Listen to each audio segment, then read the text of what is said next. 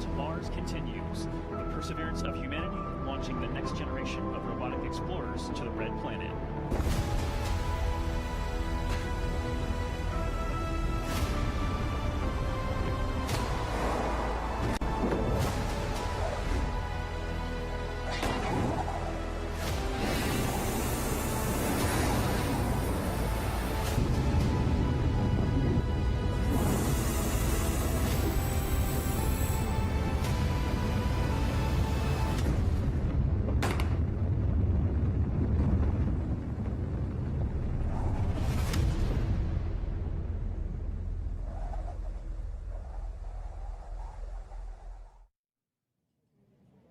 Welcome to NASA's Jet Propulsion Laboratory in Southern California.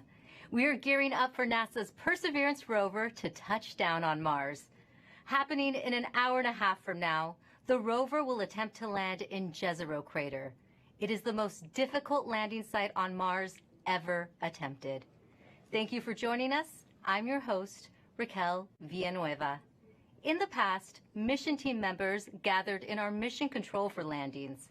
But this time around, we have COVID safety measures in place. Today's landing will look a little different than what you've seen before.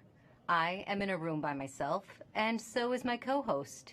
Here in the Spaceflight Operations Facility, team members are in different parts of this building. Some are in mission control, others are upstairs for landing operations. We also have isolated rooms for our guests on this show. In total, we have 8 locations covered by 14 robotic cameras that you will be seeing. One of those locations is the dark room, the heart of NASA's Deep Space Network. Think of it as a giant communication switchboard. This is where spacecraft phone home to us from across the solar system and interstellar space. The Deep Space Network has been tracking Perseverance since it left Earth. And there are lots of ways you can watch landing today. We have a 360-degree camera inside the control room. It lets you experience the landing right along with the team while seeing this broadcast. We also have the clean feed.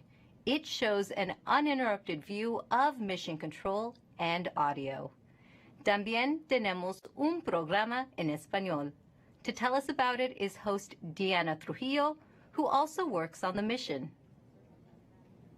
Thank you, Raquel. We're so excited to be the sister live broadcast in Spanish. Sintonízate nuestro programa en las redes sociales de Twitter, YouTube y Facebook en la NASA en español para que nos acompañes a un tour virtual de la NASA con entrevistas con astronautas, con participación de artistas, con entrevistas con científicos e ingenieros de Perseverance, con Plaza Sésamo y mucho más. Te esperamos.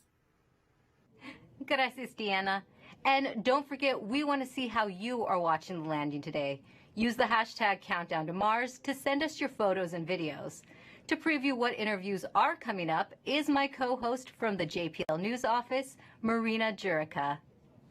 Thanks so much, Raquel. The excitement is building behind me right here in Mission Control as we count down to the Perseverance landing.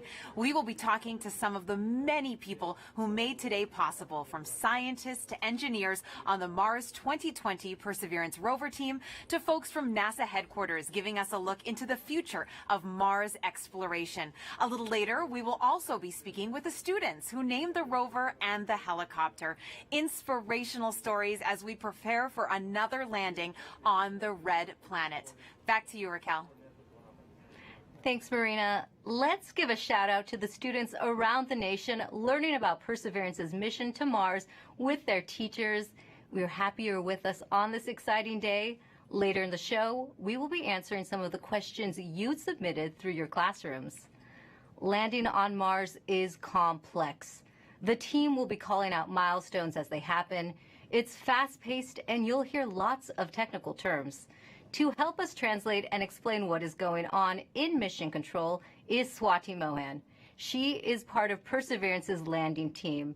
Thanks for guiding us through landing today, Swati. Hi, Raquel. I'm happy to be here today. So, Swati, what is the status of the Perseverance rover right now? So Perseverance is still in space right now, about 9,000 miles from Mars. So far, she is healthy and on course. And it takes time to send signals between Earth and Mars. Can you let us know how that affects the information you are seeing? So Mars is about 127 million miles from Earth right now. That means it takes about 11 minutes from light to travel from Mars to Earth. So all the information that we receive from Perseverance actually happened 11 minutes ago. So the round trip is 22 minutes for us to send a command to Perseverance and hear back on the ground that she's received that command. This is what we call two-way light time. That's good to know. And can you tell us who else is in the room with you right now? The operations team is split into two different areas. Here in the cruise mission support area, we have primarily the team that has been flying Perseverance from Earth to Mars. You'll see the placards with the roles of each of the people by their stations. Some of the people you may hear talking today are the flight director, who is the conductor of our operations orchestra here, the entry, descent, and landing activity lead, who is a member of the landing team tasked with understanding the execution of entry, descent, and landing, and then also the telecommunications and entry, descent, and landing communications engineers who will be monitoring the signal from Perseverance through the different paths that we have. Upstairs, in what we call the war room, we have almost the entire entry, descent, and landing operations team. And then across the hall from them, we have the surface mission control room, where the surface operations team is ready and waiting to take over as soon as Perseverance's wheels touch the ground. And you have been part of this mission for years now. Can you tell us what have you been working on? I've been working on Perseverance for almost 8 years now as a guidance, navigation, and control engineer, working primarily on entry, descent, and landing. One of my big tasks was to help with terrain relative navigation. Perseverance will be the first mission to fly terrain relative navigation. So while she's descending on the parachute, she'll actually be looking at the ground with a camera, seeing where she is with respect to the Martian surface, and choosing a safe spot to land that she can get to. After so many years of working on the mission, it's an honor to be here today as the mission commentator. We're happy to have you here. Thanks, Swati. We'll be checking back in with you in just a few minutes as Perseverance approaches its next milestone. But for now, let's learn more about the rover's mission once it lands on Mars. You know, Mars is the closest place that we can reach with robotic exploration that we think had a really good chance of having ancient life. The Perseverance rover will land at a location called Jezero Crater. Jezero Crater is a very interesting place. It's a crater that once held a lake. There are a lot of craters on the surface of Mars that could have once hosted ancient lakes, but not every crater that we think had a lake actually preserves evidence that that lake was there. It had an inflow channel and it had an outflow channel. That means it was filled. The crater was filled with water. In Jezero, we have probably one of the most beautifully preserved delta deposits on Mars in that crater. This is a wonderful place to live for microorganisms, and it is also a wonderful place for those microorganisms to be preserved so that we can find them now so many billions of years later. There is no other place on Mars that has the unique combination of a lake setting, a beautifully preserved delta, and the diverse mineralogy that we have in Jezero Crater. So it's truly a special landing site. The major goal of the Perseverance mission is to investigate astrobiology on Mars, and in particular, to address the question of whether life ever existed on Mars.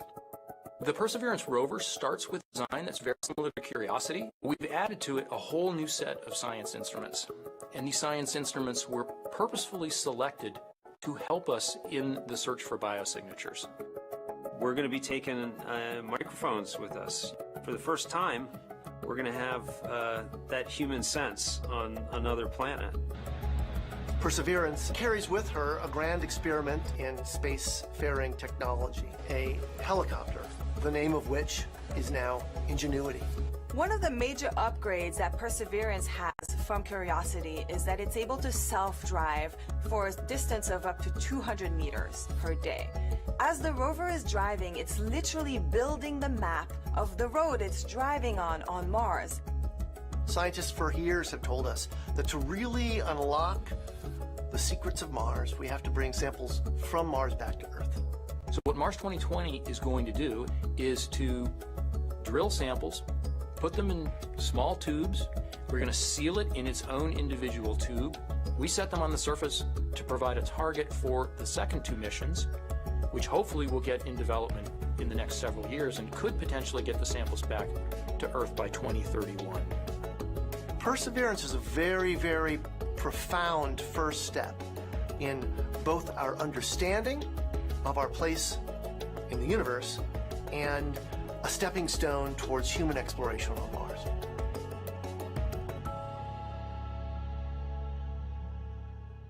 You are watching live Mars landing commentary, and Perseverance is about to reach another important milestone. Swati, can you tell us what is happening? We are at a milestone where the operations team determines whether they're ready to turn off the transmitter to Perseverance. Turning off the transmitter is like taking your hands off of the wheel. At this point forward, Perseverance would be on her own to execute entry, descent, and landing over 500,000 lines of code. Let's listen in. Go. Propulsion. Go. Art lead. Go. Team chief. Go. Ace. Go. Launch cruise phase lead. Go. Deputy mission. Go. EDL phase lead. Go. Mission assurance. Mission assurance is go. Chief engineer. Chief is go. Project manager. Projects go. Mission manager, all stations are go for transmitter off. Copy flight, go for transmitter off. There you have it, Raquel. We have deemed Perseverance ready to execute entry, descent, and landing on her own. Thank you, Swati. As we just heard, Perseverance is now operating on its own as it cruises closer to Mars. To help explain what this mission means for the agency is NASA's Associate Administrator, Thomas Zurbuchen. Thomas, this is our fifth rover sent to Mars since 1997. Can you tell us how Perseverance is going to kickstart a new era? Wow, this is such an important day today, and it really is the beginning of a new era in a sense that we're going from exploration, kind of with experiments on rovers, looking around, doing analysis, to the sample return phase, in which we're not only looking around, looking at the geology, but really turning our rover into a robotic geologist and astrobiologist, collecting samples that we will bring back to Earth. And for us, of course, those are where the best laboratories are of all of humanity. Some of them still remain to be explored by some that are not yet in the science community yet. And that's what we're looking forward to. It's that new phase. The other element that I want to talk about is the amazing technologies that are there. And of course, one of my favorites is the Ingenuity helicopter, this in search of this extraterrestrial Wright brothers moment, you know, controlled flight for the first time elsewhere, Raquel. Great. And we have a student question on video for you from Macy. Hi, my name is Macy Ragsdale. My question is anything alive on Mars? Thank you. Well, Macy, I'm so glad for your question. That's a question I ask myself. Is anything alive there? And frankly, at the surface where we're going right now with Perseverance, we do not believe there's anything alive right there because of the radiation that's there. It's chilling cold and there's really no water there. But guess what? We think that 3 billion years ago, this looked like a stream that you may see on Earth. And frankly, a lot more similar than Earth, with water with a magnetic field, just like the Earth with an atmosphere. And the question is, at that time, 3 billion years ago, were there single-cell organisms, just of the type that developed on Earth? So is there life on Mars overall? We don't know, but where we're going right now, we're really looking for ancient life, and that's what we're so excited about. Thank you for your time today, Thomas. And thanks to everyone who has been using the hashtag Countdown to Mars. Here are some of the photos that you've sent in so far. Let's take a look. Now, please keep sharing with us how you are watching this moment today. For now, let's go back to Swati for an important update to what's going on in Mission Control as we get closer to another milestone. Hi, Raquel. This next milestone is a communications pole. So during landing, not only will Perseverance talk directly to Earth, but we'll also be talking to two spacecraft that are currently orbiting Mars, the Mars Reconnaissance Orbiter and the MAVEN spacecraft. This poll is to confirm with the Mars Reconnaissance Orbiter spacecraft and the MAVEN spacecraft teams that they are ready and on track to support the relay from Perseverance. Let's listen in.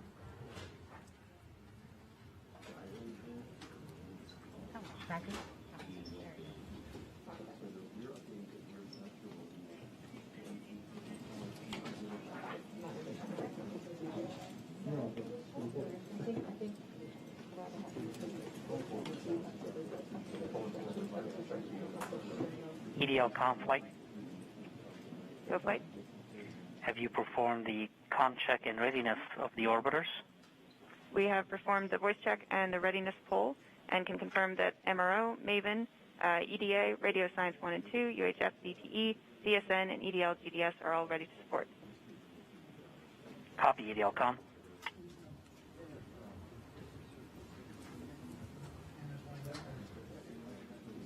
So we've just heard that we have confirmation from each of the different orbiters and all of their support equipment on the ground that they are ready and are on track to support the relay from Perseverance. Great, thank you, Swati. And we just heard that communications readiness poll, which means we are ready to relay the data Perseverance will send to get a better idea of what the rover looks like as it approaches Mars. We have a NASA program called EYES. The visualization lets anyone watching track Perseverance. Here's how the program works. Follow Perseverance on its journey to the surface of the red planet with eyes on the solar system. From your desktop or mobile device, go to eyes.nasa.gov.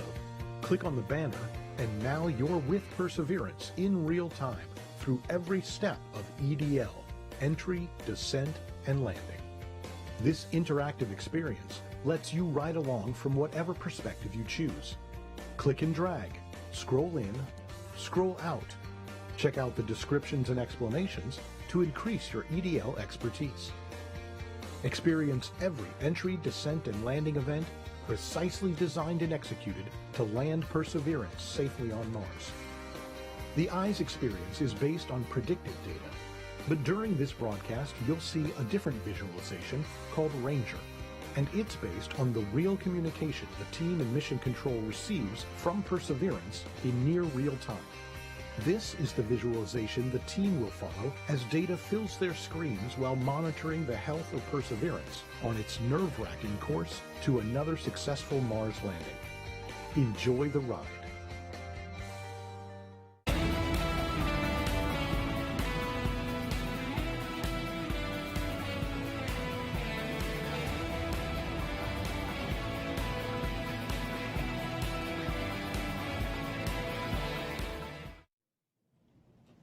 You are watching live Mars landing commentary. Stepping outside Mission Control to talk to us is Perseverance system engineer, Matt Smith.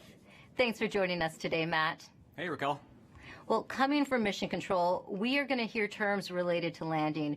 Can you help us understand what some of them mean? Sure, definitely. One thing you'll hear a lot about is telemetry. So telemetry is just our way of talking about data that's coming from the spacecraft and telling us important things like temperatures on the vehicle, pressure, how much fuel we have left, and other things that we need to understand for the health and safety of the vehicle. You'll also hear the word nominal, hopefully. Nominal means everything is expected, everything is okay, we're good to go. You'll hear also a lot about velocity and deceleration. So velocity is just our speed combined with the direction we're going, And deceleration is our slowing velocity. So we're coming in at over 12,000 miles per hour, and we're going to slow down to a nice, comfortable 2 miles per hour at landing, and that's our deceleration. Speaking of landing, you may hear a couple important terms at landing itself. One is RIMU stable. So the RIMU is a device on the rover that measures the rover's orientation and whether it's moving. So we want a nice stable landing spot without any motion. You'll also hear UHF stable, hopefully. UHF stable refers to good telecommunications link with the rover and indicates that we've had a good separation between the descent stage and the rover after the sky crane maneuver. Finally, you may also hear Tango Delta nominal or touchdown nominal. That means we've touched down on the surface of Mars within the expected range of safe landing speeds. Thanks for that breakdown. Now, this is your first Mars mission. What have you learned from this experience? Yeah, one of my takeaways is that you can almost never be too careful when it comes to Mars. You definitely can't take Mars for granted. You know, we've checked and double-checked and triple-checked everything on our way to Mars. And, you know, even though we've done this once before using the sky crane technique on the Curiosity rover, you know, I think everyone's going to have their, everyone's going to hold their breath until we're on the surface of Mars this time around. And we have a social media question coming in. Nor the Door on Instagram asks, how complicated is the automated landing sequence and who wrote the code?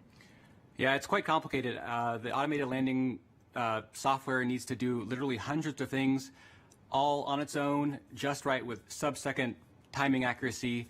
And it's the result of many hundreds of people over many years, stretching all the way back to Curiosity and then improved for the Perseverance landing today at Jezero Crater. Great. Thanks for your time today, Matt, and good luck. Thanks. Now, landing on Mars is hard. Landing on Mars during a pandemic is even harder. The team behind the Perseverance rover faced one of its biggest challenges when the coronavirus pandemic struck. Here's how they kept the mission going.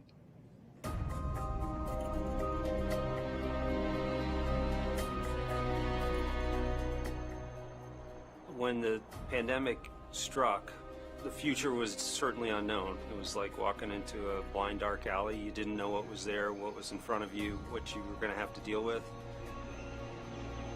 It's something that nobody expected. It's something that nobody could plan for. So we all were asked to start working from home. Rather than your first priority being mission success and getting to the launch pad, your first priority immediately gets displaced, and it's now the safety of the people.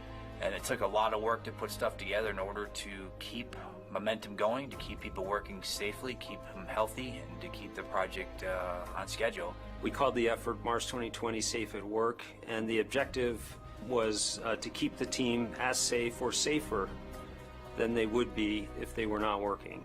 You know, putting a spacecraft together that's going to Mars and not making a mistake, it's hard no matter what. Trying to do it during the middle of a pandemic, it's a lot harder. And liftoff.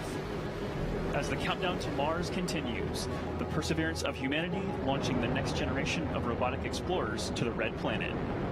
Certainly never done something like this before. Try to lead a team that's flying a spacecraft on the way to Mars while getting ready for landing, while doing it all from home. There's no doubt that working in isolation, not virtual isolation, but in physical isolation from everyone else, is a challenge. We had to rethink and redesign what it meant to operate a spacecraft in flight when we couldn't all be in the same room in mission control, seeing the data come down from Perseverance. It was a major change going to that, you know, looking at everyone on a screen instead of in person. Because of the pandemic, you can't you know, just pop over your cubicle wall and talk to the person next to you. It's definitely been a challenge to figure out how to communicate and get everything done remotely, but we've managed to make it work. We are explorers. Our job is to go into the unknown, and this is just another example of the unknown. We're really doing something that's transformative and trying to understand whether or not life evolved on another planet. That's the fundamental objective of this mission. We're all still connected by this incredible mission and this this wonderful team that we have the opportunity to be a part of. So that keeps at least me going. pretty much everybody that I've talked to that's associated with the mission has said the same thing, which is you could not have come up with a better name than Perseverance. It's an amazing serendipity that we get to persevere through working on Perseverance.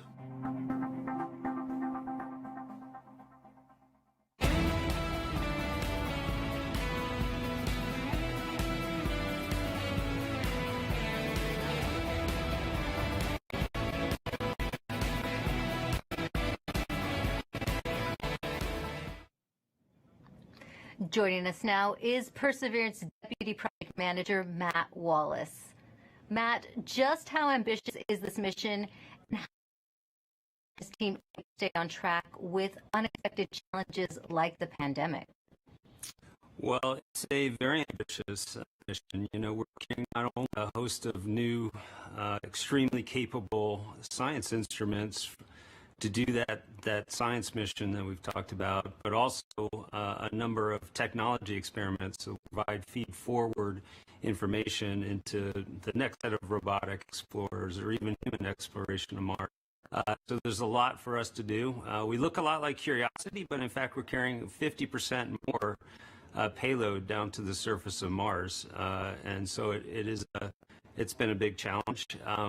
You know, and it was particularly challenging when the pandemic struck. It came at a critical time in our processing. We were just months away from launching. We're trying to essentially get the spacecraft assembled, do the final tests. Did not have a lot of margin in our schedule, and our focus just entirely shifted from that to keeping the team safe and keeping their families safe. And we had to do that quickly, to make the adjustment quickly. I think, you know, we got through it with a lot of help. A lot of people stepped up to make it happen. The team was tenacious, and we managed to get it launched and fly it to Mars. You know, thanks to a lot of help. And Matt, just how large is the team that worked on Perseverance? It's a big team. A couple thousand people here just at JPL, in fact, have worked on the mission. And then almost every other NASA center has contributed in some significant and critical way as well. We have over 1,000 industry partners that have provided hardware into this mission from 44 different states, 60 different cities, and of course we have international contributions from Europe and many other international providers as well. So it's a big team. It's taken a lot of people to get us to where we're at. That is a big team. This is the most difficult landing site ever attempted. Now, why do you think Perseverance is ready to land in Jezero Crater now?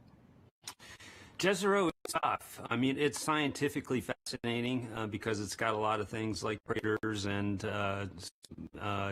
you know, rock fields and cliffs and sand dunes and that sort of thing, which are great for the science community. That's exactly the type of features they're looking for to learn more about Mars. But they're all landing hazards for us, and so we've had to add new technology to remote navigation, which is the ability essentially to divert away from hazards.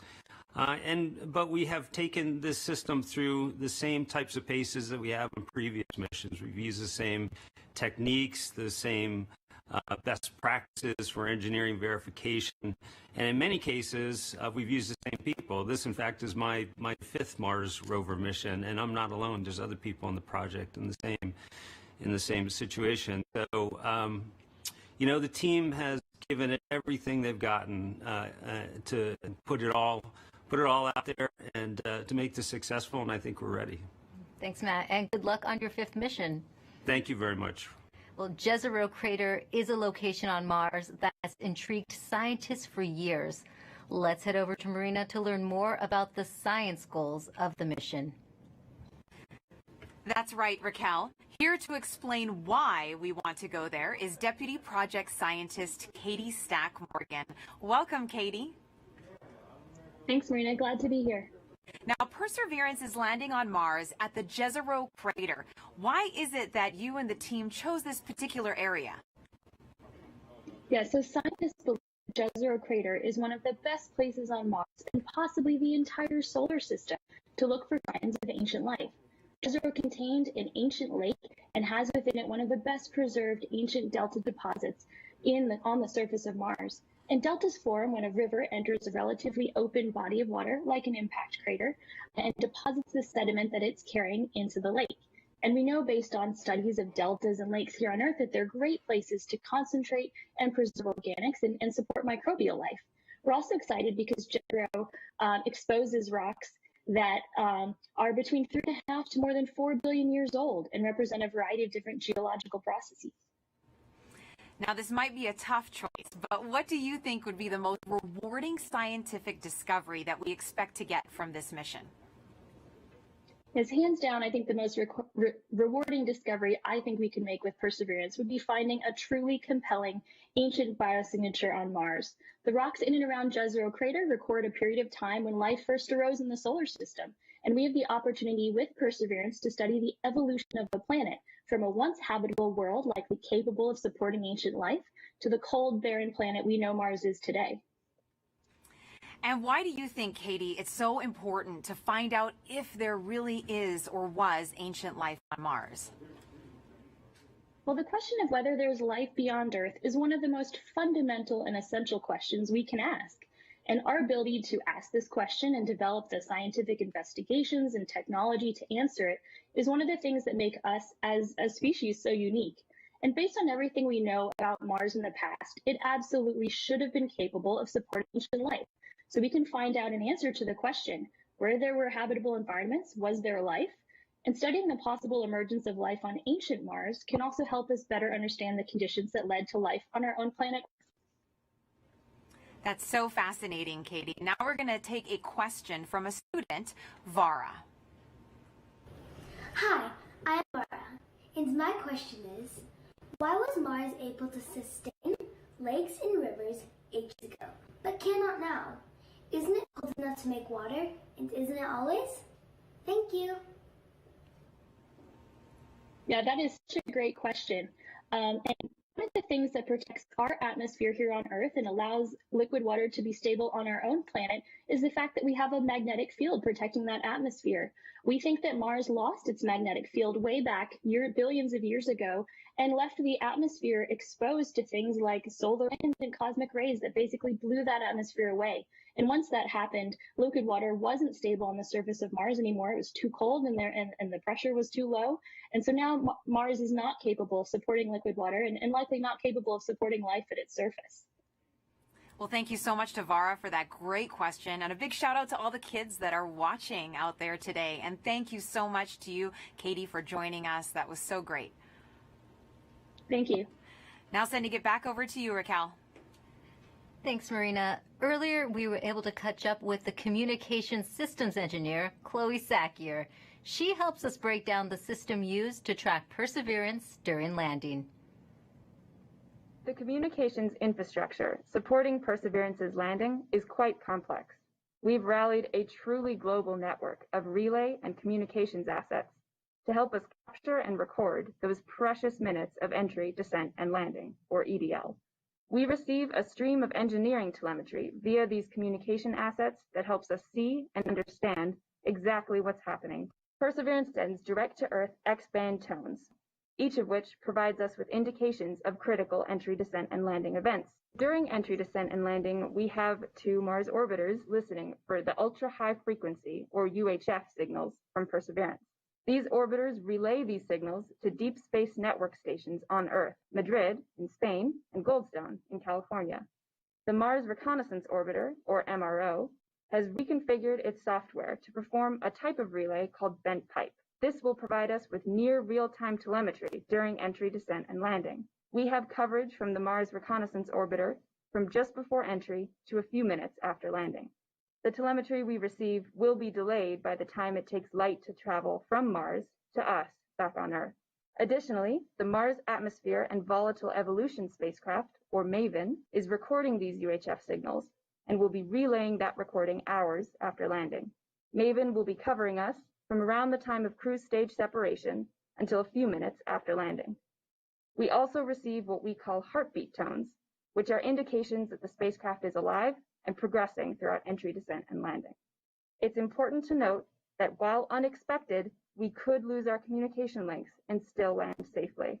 Because Perseverance is doing entry, descent, and landing completely autonomously, she doesn't need our help to joystick the landing. The communication links give us added visibility. And you can see Chloe hard at work inside Mission Control right now. Perseverance's landing might look like the system the Curiosity rover used back in 2012. But landing on Mars is difficult. There's always a risk involved. Here's what needs to happen for Perseverance to touch down safely in Jezero Crater.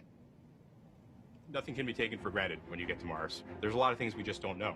Space always has a way of throwing us curveballs and surprising us. I mean, until we get the data that says we're on the ground safely, I'm going to be worried that we're not going to make it. Entry, descent, and landing is often referred to as the 7 minutes of terror because it takes about 7 minutes to get from the top of the atmosphere of Mars to the ground safely. The spacecraft has to do all of this by itself. There are many things that have to go right to get Perseverance onto the ground safely. There's a lot counting on this. This is the first leg of our sample return relay race. There's a lot of work on the line. Starting about 10 minutes before atmospheric entry, we get rid of really the spacecraft part of the rover that's been supporting us. We come screaming in to the Martian atmosphere at 12 to 13,000 miles per hour. And the heat shield is what dissipates all that initial energy through friction. The vehicle will continue actually flying itself through the atmosphere. It's sort of like a transforming vehicle that went from a spacecraft, and now it's kind of like an aircraft actively guiding itself. When we're going slow enough, we deploy a parachute. It's the biggest supersonic parachute we've ever sent to another planet. It's critical for slowing down the vehicle. Perseverance's entry, descent, and landing borrows heavily from that of Curiosity. But fundamentally, Perseverance is a different rover. She's bigger, she has different instruments. We've added a lot of smarts on the inside to make it more capable so that it can deal with the landing site that we've given. The science team identified Jezero Crater as basically an ancient lake bed and one of the most promising places to look for evidence of ancient microbial life and to collect samples for future return to Earth. The problem is it's a much more hazardous place to land. When you look at Jezero, all you see is danger. How do we go to a site that we never thought was safe enough to go to before? So the heat shield, which has protected us all the way through entry, is no longer necessary. We need to get that off so that we can actually see the ground. And we can see the ground in a couple different ways. Perseverance will be the first mission to use terrain relative navigation. So while it's descending on the parachute, it will actually be taking images of the surface of Mars and determining where to go based on what it sees. This is finally like landing with your eyes open. Having this new technology really allows Perseverance to land in much more challenging terrain than Curiosity or any previous Mars mission could. Amongst the rocks and the craters and the cliffs, these things are hazardous to the rover, but these are the things that are interesting to the scientists. Once Perseverance has figured out where she is, we jettison the back shell and parachute and light up our rockets. Those rockets help us steer to a safe landing spot that's nearby. That descent stage takes us all the way down to about 20 meters off the ground. That's when we start the sky cannon. Once the rover has hit the ground, the descent stage will cut loose from the rover and fly away to a safe distance. But surviving that 7 minutes is really just the beginning for Perseverance. Its job, right, being the first leg of sample return, to go look for those signs of past life on Mars. All that can't start until we get Perseverance safely to the ground. And then that's when the real mission begins.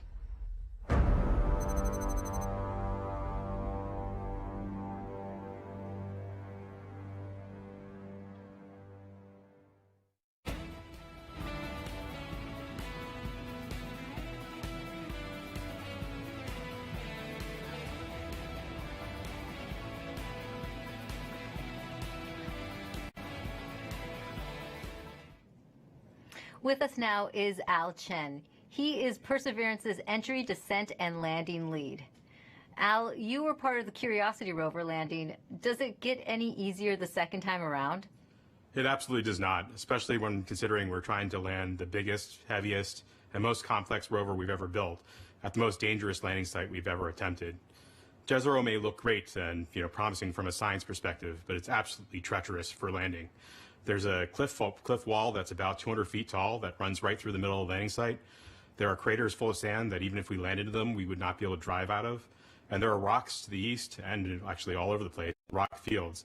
That would be a bad day for us if we were to land on them. Now, Al, what new technology makes this type of dangerous landing possible? Perseverance is carrying two new technologies that are really kind of under the hood smarts that are allowing us to land at this treacherous landing site. The first is range trigger. That's the ability, we've given Perseverance the ability to decide for herself, based on where she is, when to deploy the parachute. Previously, we used to deploy parachutes, that supersonic parachute, based just on navigated velocity. But now Perseverance has the smarts to figure out where she is and deploy that parachute at just the right place to make sure that we shrink where we could come down. That actually reduces the area, that error ellipse, where we can come down on the ground, from something that was on the order of 15 miles long by 12 miles wide for Curiosity to about 5 miles long by 4 miles wide for Perseverance. So that's quite a bit of reduction. Second, the next piece of technology that's helping us land there is terrain relative navigation. In the past, after we've popped off the heat shield, we've taken pictures of the ground as it's been coming up, but we haven't really done anything with them. This time, Perseverance is carrying a camera to take pictures, but also a kind of second brain to help it figure out what those pictures are telling it and match it up with an onboard map from a satellite. That allows it to figure out exactly where she is. Suddenly then, she can then fly to safe spots that are nearby once she really knows where she is. It allows the site to not have to be as flat and boring as a pancake as some of our past sites have been, the entire area we could come down. Now we just need little pieces of that site to be small enough and safe enough for us to land in safely and fly there after we've gotten rid of the parachute. And we also have a social media question coming in. Sansakari14 on Instagram is asking, how does the sky crane decide where to move itself after the payload lands?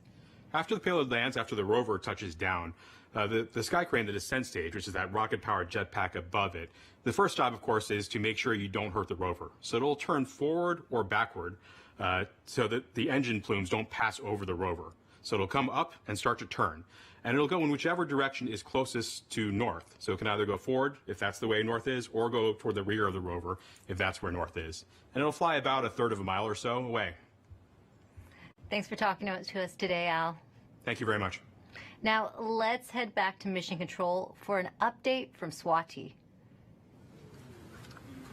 Hi, Raquel. So remember that command that we sent at around 11:35 to turn the transmitter off? We are just about to get confirmation that Perseverance has received the command. The command took 11 minutes to go to Perseverance, and then the reply took 11 minutes to get back from Perseverance to the ground. So we should hear any second now that we have officially turned off the transmitter. And after that, we will be about 4 minutes from the start of entry, descent, and landing mode. At this point, we will transition from the cruise approach mode to entry, descent, and landing. And that means our travel from Earth to Mars is done, and now we just need to get to the surface.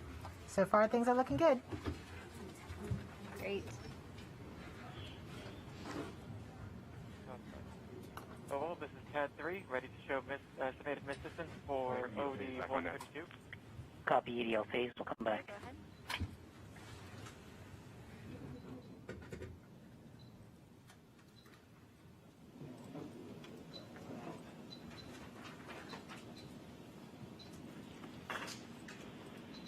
Flight Ace. Go Ace. Our tracking stations have all confirmed the results of the transmitter drive off and in lock one way. Copy Ace. GDS flight. Flight GDS.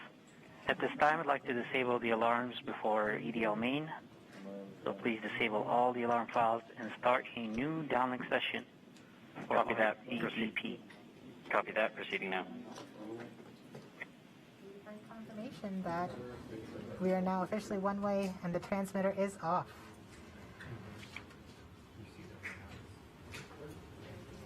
Rover mission has helped shape the other, starting with the landing of the Pathfinder more than 20 years ago, leading up to where we are today with Perseverance. Perseverance Deputy Project Manager Jennifer Trosper has worked on every Mars rover mission, and she joins us now. Jennifer, how does Perseverance fit into the history of exploring Mars? Thanks, Raquel. It's great to be here. Well, Perseverance is NASA's 5th rover on Mars, and I've had the privilege of working on every one of them. And the very first rover was the Sojourner rover we sent in 1997, and it was the size of a microwave oven.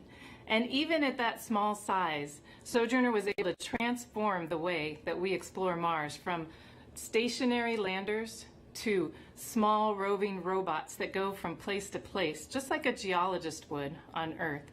So once we had that roving capability, then we sent our twin rovers Spirit and Opportunity. Spirit and Opportunity were tasked with finding evidence of ancient water on Mars. Now they did. They're great explorers, and both of them found ample evidence that water had once existed on the surface of Mars. But we had a question. Another question then was Mars ever habitable if water had been there? And that's when we sent Curiosity. Now Curiosity was a major upgrade to our rover fleet. She's the size of a small car. She landed with the Sky Crane system instead of airbags. And she also carries along her own sample analytics lab, and she's still operating today. And during her exploration, she has found evidence of a habitable environment in an ancient lake bed on Mars. So now we're sending Perseverance. Perseverance is tasked with answering the question and looking for evidence of ancient microbial life on Mars. And in order to do this, she has to be the smartest and most capable rover we've ever sent. Speaking of Perseverance, can you tell us more about how Perseverance is smarter than its predecessors? Yes, we've made a lot of upgrades to help her along with the surface mission. One of them is for her autonomous traverse capability. When I say autonomous traverse, I mean we tell her where we want her to end up, and she has to figure out the safe and best way to get there. In order to do that, she uses her cameras, algorithms, a computer. So we've given her another computer, we've upgraded the cameras, and we've upgraded the algorithms. Now she drives 3 times as fast as Curiosity could drive in this autonomous traverse mode. In fact, her average daily distance for driving, about 200 meters, is close to the maximum distance any rover has ever driven in a day on Mars. So she's fast. Another thing that we've done, which is the most significant upgrade that we've made, is the sample caching system itself. Curiosity has a robotic arm, like Perseverance has a robotic arm, but on the end of Perseverance's robotic arm is a coring drill that will go and take rock cores, transfer them into sample tubes and into the rover, where another robotic arm will take those tubes, will seal them and store them, and eventually drop them on the surface of Mars for future return to Earth. Great. And we also have a social media question about Perseverance.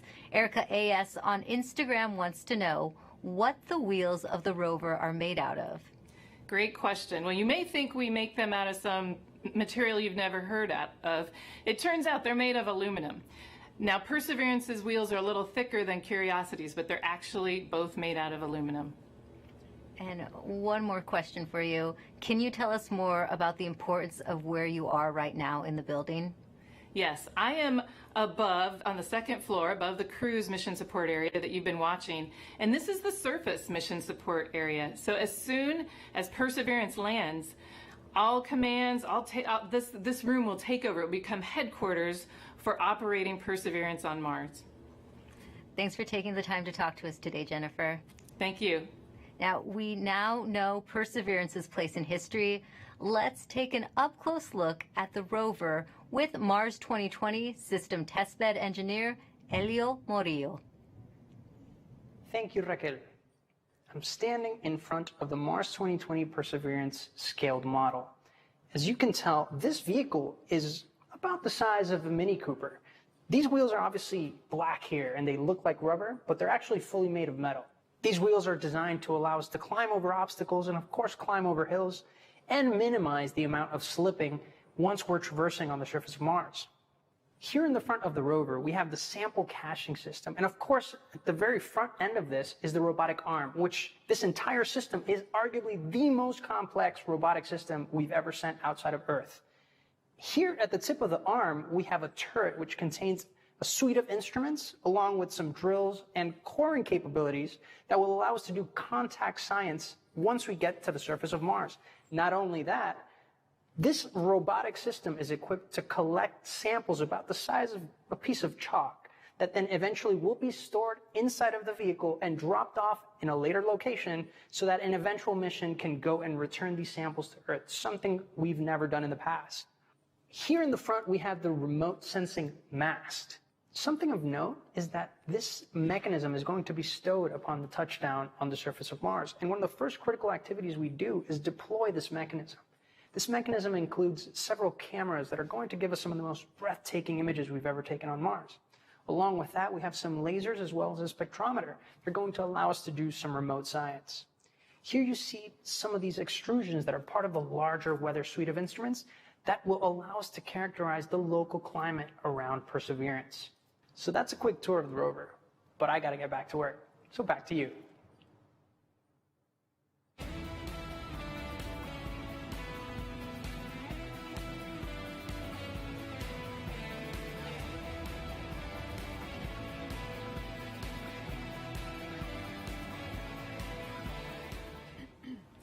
Perseverance is collecting samples of Martian rock for future return to Earth. We've heard that scientists have been wanting to bring Martian samples back for many generations. And here to talk a little bit about that is NASA's Planetary Science Division Director, Lori Glaze, who joins us now to talk about the role Perseverance will play in NASA's future goals.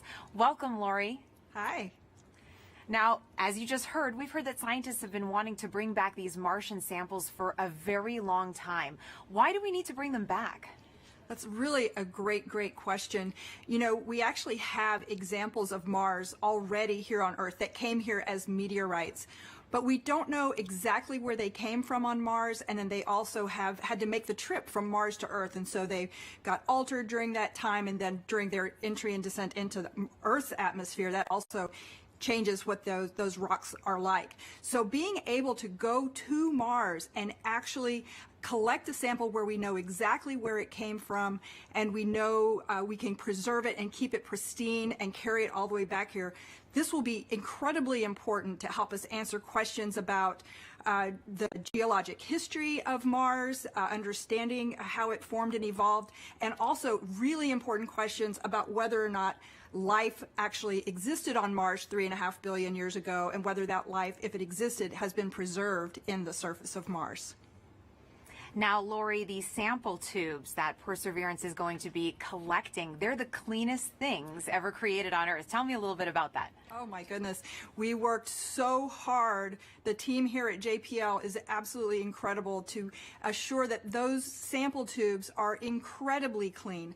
One of the main goals of this mission is to be able to detect if there's actual life that's preserved, ancient life preserved in those rocks, in those samples. And we definitely don't want to be carrying, our own DNA off to Mars and then bring it back here to confuse our scientists when they're trying to study those samples. So it is an incredibly clean set of equipment that's been sent there. As you said, the cleanest thing we've ever sent into space. Now, this is a very complicated campaign. Can you break down for us how it's going to work, and if there's any international partners working with us? You are correct. The Mars sample return campaign is incredibly complex. In fact, it's probably the most challenging thing we've ever tried to do. But we're definitely not going to try and do it alone. We have great partners with the European Space Agency. And the way this campaign is going to work, well, Perseverance is the first step. Chapter 1 is going to Mars and collecting the samples. Chapter 2 is going to be a sample return lander that we hope to launch in around 2026 to 2028. And that lander, it'll be an American lander carrying a fetch rover that's provided by European Space Agency. And that little fetch rover will drive out and pick up the samples that Perseverance left on the surface of Mars. And the Fetch Rover will bring them back and load them into a rocket that we call the Mars Ascent Vehicle, which will be the first ever launch from another planet. And it will launch those samples into orbit around Mars. In the meantime, the European Space Agency will have an orbiter that's in orbit around Mars that can rendezvous and capture those samples and then bring them back to Earth for us to study back here in our amazing laboratories. A lot of firsts, it sounds like, Lori. And another first, how is Perseverance and the Mars Sample Return mission going to help the future exploration, human exploration of Mars? I'm so glad you asked that. I think we're going to get a lot of great information from Mars Sample Return with, again, being able to land the heaviest payload we've ever landed on Mars will be that Sample Return lander. That's critical to us learning how to land humans on Mars. And then we are definitely going to want to be able to launch the humans back off of Mars. So that Mars Ascent Vehicle is going to be critical, that first step of the first launch from another planet. So exciting, Lori. And speaking about the Mars generation, we're now going to take a student question for you from Livia. Hi, my name is Livia, and my question is, what made you want to study Mars, and why are you working so hard and willing to wait so long for a sample? Thank you. Oh, Olivia, that is such a great question. And I enjoy Mars just because it can tell us so much about how our solar system formed and evolved. All of the planets can tell us different parts of that story, and Mars is a really key piece of that. And one of the main reasons we're willing to wait so long to get the sample back is that we've got great new scientists that are all about your age, and in about 10 or 15 or 20 years, you'll be the generation that's going to actually get to work with these samples. When they come back, you'll be the scientists and engineers that will be the next generation to change how we think about Mars and how we think about life in the solar system. That was a great question, Lori. Reach for the stars, future little scientists and engineers. Thank you so much for joining us here today, Lori. It's my pleasure. Thanks. Back to you, Raquel, for another mission update. Thanks, Marina. The cruise team for Perseverance controls the rover on its way to Mars. And moments ago, they handed it over to the landing team. And it looks like team leaders in mission control are about to talk to both teams. So let's listen in. The CBM change, as I mentioned previously, is to the EDL reserve to a non-coherent row. Activity. Copy flight. EDL phase, go ahead. Like the pep talk, I guess, to the team.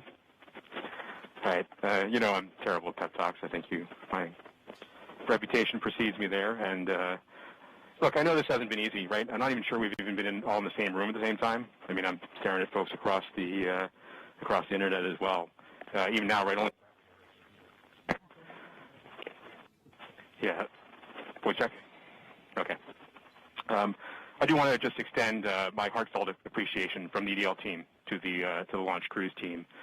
You've done everything we've asked for, right? I mean, you've battled anomalies, you've dealt with Cepheids, you've done everything.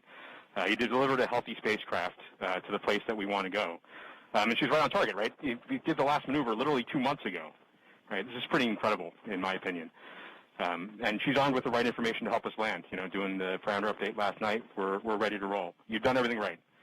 And you've put up with us too, right? You've put up with our eccentricities and the things we like to do in EDL land. So I very much appreciate that. So you all should sleep in on Friday, since you guys have earned it. Thanks for literally and figuratively putting us in the right position to succeed. And let's land on Mars together. Copy EDL phase. And as flight director, I also would like to thank the whole team, cruise ops, EDL ops, EDL team, and the surface ops as well. It's been an amazing journey. I think we all know that. And it's been my honor and pleasure to work with you all side by side. And your tireless efforts and endurance in the face of our challenges has been truly, truly inspiring. So kudos to you. Mission, would you like to say something? Yeah, just echoing the same words that Al and Magdi have mentioned. You guys have overcome great obstacles in the last 6.5 months, and it started with an earthquake in this room on launch day at L-20 minutes. So I can't be more proud than all of the achievements that you guys have pulled off in the last 6.5 months. Whatever happens in the next hour and a half, you can be proud of the achievements that you've accomplished so far. I look forward to seeing you on the other side, and I only wish that the rest of our team could be sharing this moment with us. This is a very unusual event. This room is only half as full as it would be if we weren't in this pandemic. So missing everybody on the team who's not with us here today. And go EDL. Welcome to the EDL family.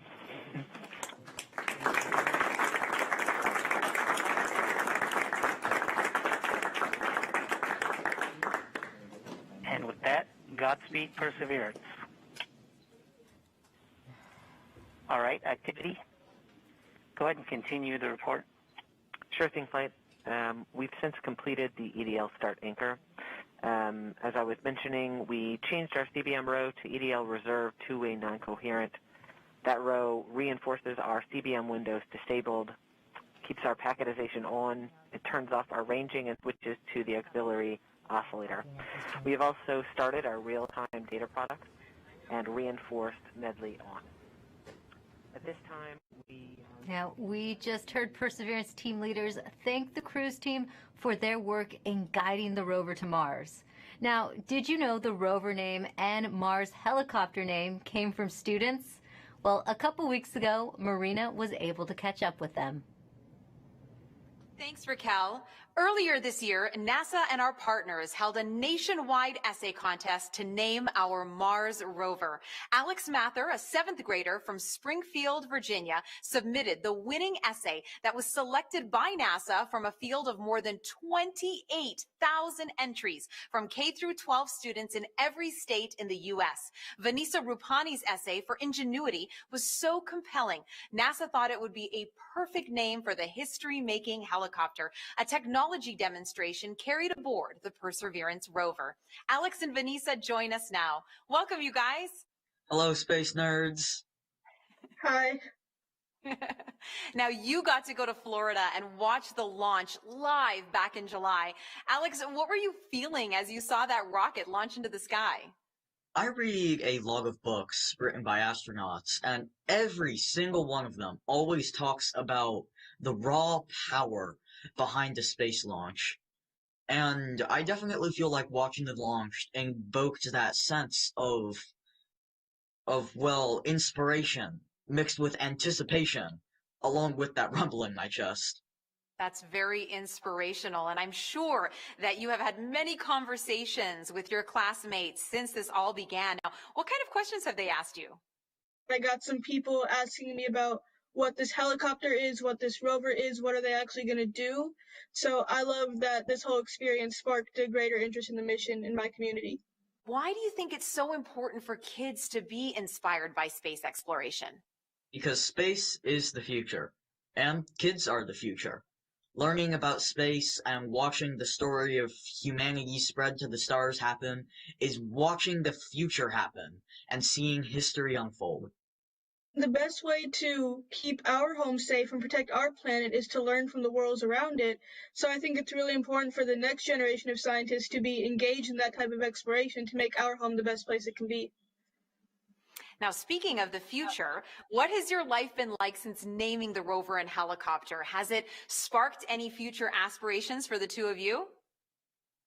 Oh man, I am currently applying to a science and technology school for high school. I'm hoping for a NASA internship sometime along the way, with my ultimate goal being to join the incredible team of scientists and engineers who are about to make this happen. This whole experience has definitely shown me that I want to go into the space industry. I came home from Florida, did all my college applications, and checked aerospace engineering on all the boxes. I mean, the whole time we were there, I was thinking, why would anyone want to do anything else? So true, and the best of luck to both of you. Thank you so much for joining us here today, Alex and Vanessa. Thank you for having us. Thank you so much. I had a great time.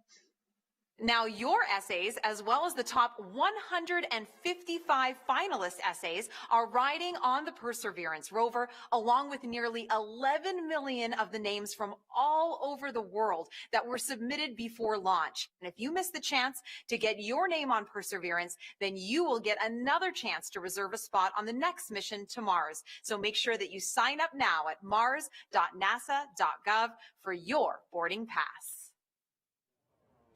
As virtual celebrations are happening all over the globe, let's take a look at some of your submissions on our social channels, showing us how you're celebrating the Perseverance landing right now. And remember to hashtag Countdown to Mars and send those in. We would love to show them off. Look at these kids. They are getting so excited. Everyone's watching it. A lot of classrooms are watching it. Oh, and great, someone did a Lego version of Perseverance, which is awesome. It looks fantastic. We love getting all your pictures out there. We've gotten a lot of artwork from kids, which has been great. I know I have a 9-year-old John at home, and he loves to draw the rover. And look at that. That is awesome. That's better than anything I could bake, that's for sure. Perseverance in a cake. That looks so great. Delicious. I want to get into that. Another great send-in from David Bowie Reel. Thank you so much for your submissions. Remember, hashtag Countdown to Mars. We love to see how you're celebrating. Now, you might know our next guest from shows like Emily's Wonder Lab. Joining me now is Emily Calandrelli. Thank you so much for being here with us today. Hi, thanks so much for having me. Now, you are very passionate about getting kids interested in science and space exploration. Why do you think kids are so excited about space? Well, I know the reason I'm excited about space, and I think it's the same reason that many others are excited about space, and it's that the people in the space industry work to answer two of the biggest questions that humans have ever asked. Are we alone in the universe, and where did we all come from? And by sending a rover to Mars, we are gaining evidence for the answers to these questions, more evidence than we ever had before, and I think that's so exciting. It is, and I know you get loads of interesting questions from kids. Have you gotten any about Mars specifically? Oh my gosh, yes. Everybody loves Mars. It's in movies and books and TV shows, and everybody loves Mars. So one of the things that I get asked a lot is that, it's called the red planet. Why is it red? Well, it's red because it's literally rusty. The top layer of soil on Mars has iron oxide in it, or rust, and rust has that brownish red color. So it's red because it's rusty. And also because it's red, they ask, is it red hot? Is it really hot on Mars? And well, no, actually, it's colder than the Earth. It's farther away from the sun. So as you would imagine, it's a little bit colder than the Earth. It also has a really thin atmosphere. So the heat that it does have, it has a hard time keeping in. And so it's a little bit colder. But then I also get asked, what would I weigh on Mars? That's a really fun question. So on Mars, it's a little bit smaller than the Earth, so the gravity there is weaker. It's about 3/8 the gravity that we have here on Earth. So if you weighed 100 pounds here on Earth, you'd weigh 38 pounds on Mars, or 100 kilograms here on Earth, 38 kilograms on Mars. Those are all super fun. I think even some adults want to know the answers to those questions, Emily. Now, why do you think it's so important to educate kids about science and give them that great foundation? Well, science is the language of nature, and learning about science and learning how to think like a scientist means you are learning how to systematically seek out truth in the world. You are learning the scientific method. You're learning how to be a critical thinker. And honestly, those skills are great for whatever you end up wanting to do in life. True. If you want to be a scientist or an opera singer, that holds true. And what are you most excited about today? I mean, humans are launching a robot to Mars. That doesn't happen every day. I think in all of the hecticness that is going on today and all of the nerves, I just hope everyone can take a moment to sit back and remember that we live in a time when humans have the ability to send a robot to another planet. And that's so cool to me. It is very cool, Emily. Take a deep breath. Thanks for joining us here. Thanks for having me. Sending it back to you now, Raquel. Thanks, Marina. We are offering lots of ways to ride along with us to Mars. Now put yourself right into the action now with our Perseverance photo booth. You can pose next to the rover, place yourself in our mission control, and even see what you might look like taking a selfie on the red planet. There, you'll also have a chance to sign up to send your name to Mars on NASA's next flight to the red planet. It's all available at go.nasa.gov/Mars 2020 Toolkit. And joining us now is JPL Chief Engineer and Landing Veteran Rob Manning.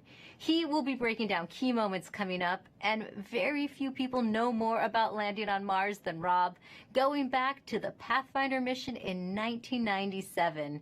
Thanks for joining us today, Rob. Thank you very much, Rick, for having me here. And what a wonderful experience.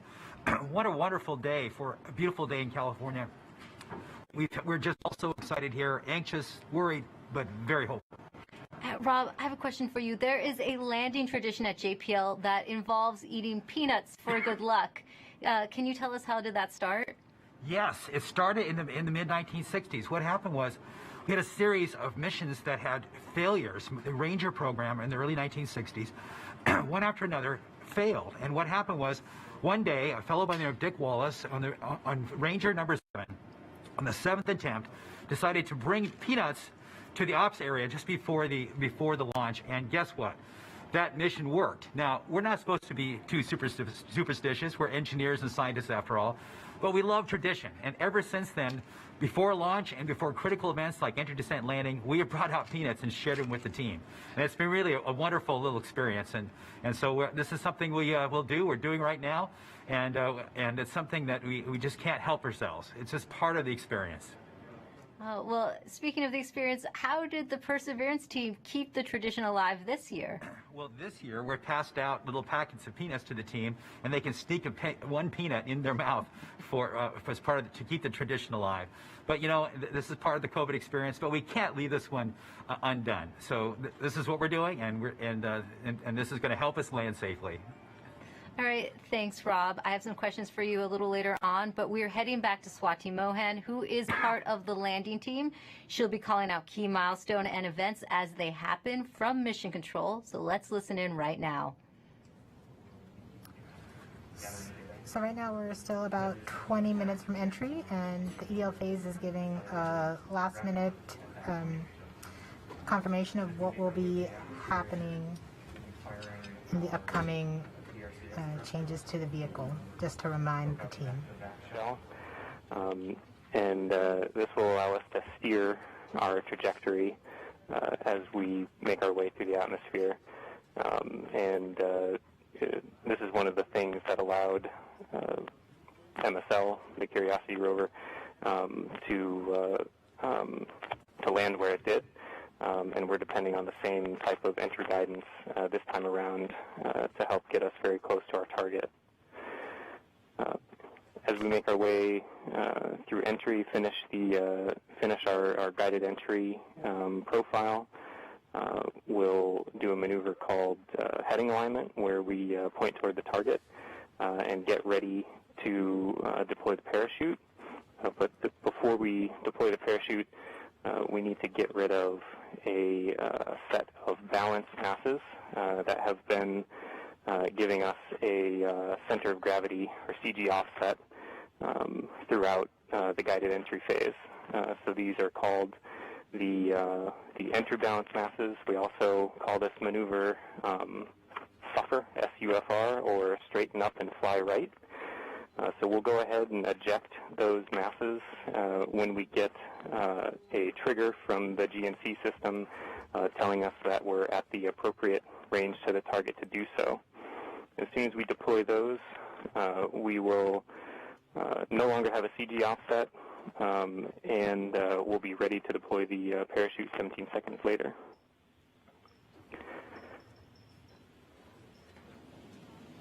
Right where the Perseverance team is sitting now, what's in store for them as we approach landing? I'm going to hold here for EDL prep as we're about to start that anchor. Copy, Phase 2. And activity, please call that out when it's ready. Copy, flight. Make the announcement now. Maggie's make the announcement that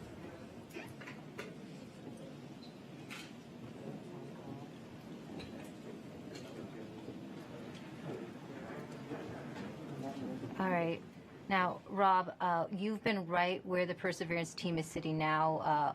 What's in store for them as we approach landing? Well, this is the this is the nail-biting time. Fortunately, we still have ones and zeros coming, but very soon, as we approach cruise stage separation, the transmitter on this rover we've been using all the way to get to Mars is going to be turned off. So we will lose our ability to see ones and zeros. But the good thing is, once the cruise stage is gone, there's another radio that will continue transmitting a tone, so that like a flashlight, that will allow us to at least see that the vehicle is still on, and that color of that flashlight tells us a little bit what state the rover's in. But soon after that, it won't be very long before we'll be able to hear more ones and zeros coming from the spacecraft. So this is a really exciting time, and it's just important to remind people this is there's a lot that can go wrong in a day like today. There are thousands of things that have to go right. Yeah, we had success in the past landing on Mars. You'd think it gets easier, but it really doesn't. Why is it still so difficult? Well, because it's involved thousands and thousands of things, hundreds of thousands of lines of code. There's 79 pyrotechnic devices. Each have to work perfectly. One critical wire short, or one key thing, mechanism that doesn't work or breaks, and it's mission over. And so it's, and it's very easy. We're human beings. We're not perfect. Mistakes can be made. We count on each other to find our own mistakes, and we work very hard to learn from the mistakes of the past. We've had many failures. Remind people, roughly half, around half of the missions to Mars over history have failed, and so that could happen today too. Even though we've had a nice, wonderful string of successes in the United States, it's still still a bit of a gamble that we have hoped that we have erred in the side of luck. And we've stacked the deck and loaded the dice to make this thing succeed. But if we do fail, if something bad happens today, I can tell you we're going to learn it. We'll have the data that tell us what happened. We'll know why. We'll figure it out. And if we are allowed, we will pick ourselves up and get us back on the horse. And if Congress and NASA allow, we will try again. As we always do, we will learn from our mistakes. And what are the possible scenarios we could be looking at today? Well, there's things like one of the key stressful elements for all of us is parachute inflation. But just even separating from the cruise stage is a pretty major event. Lots of devices have to work properly. Certainly, the heat shield separation, getting the descent engine started. There's no less than 16 rocket motors that have to work. 8 to control during entry, another 8 to control it during landing. I said it's a lot of stuff, and it all has to work. And guess what? We haven't done this before with this vehicle ever. This is its first attempt to actually land. We can't try this on Earth. We can't do. We don't have test pilots to try it out on this planet before the big show.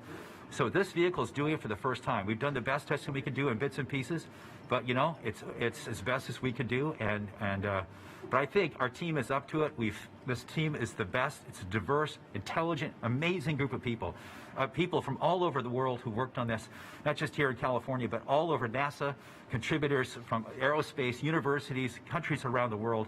It is just an incredible, remarkable engineering achievement, and I am just so proud of this team.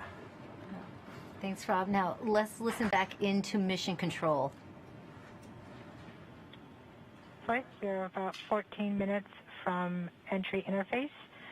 The vehicle is currently preparing the heat rejection system that has kept the thermal system cool inside the air shell for about the last 6 months. This will allow the spacecraft to more easily cut the line in upcoming cruise stage separation, which is under 4 minutes now.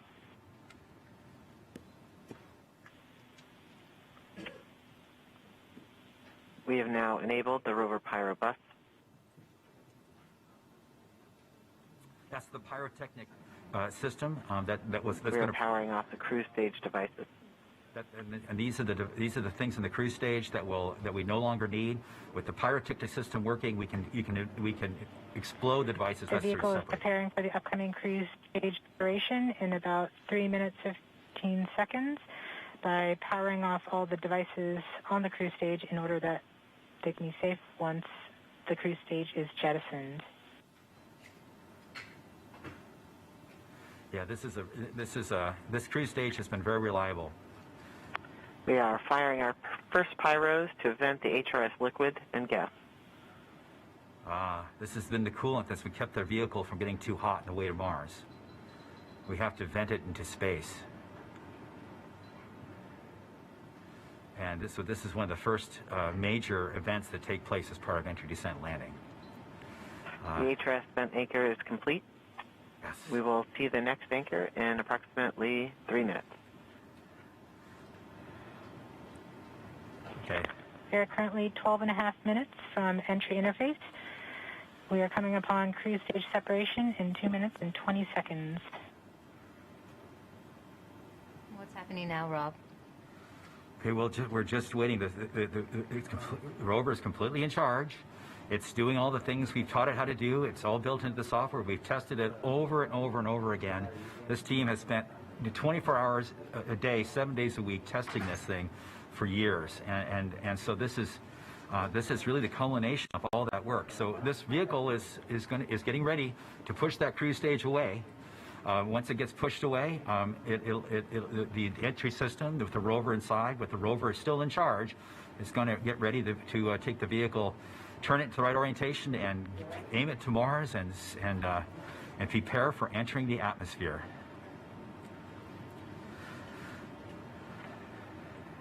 This won't be long. Be prepared for this event. We're about 1.5 minutes from cruise stage separation, about 11 minutes, 20 seconds from entry interface. Okay, so it's about 10 minutes from cruise stage separation till entering the top of the atmosphere. From then on and out, things happen We are fast. switching to MFSK tones. Telemetry will have stopped.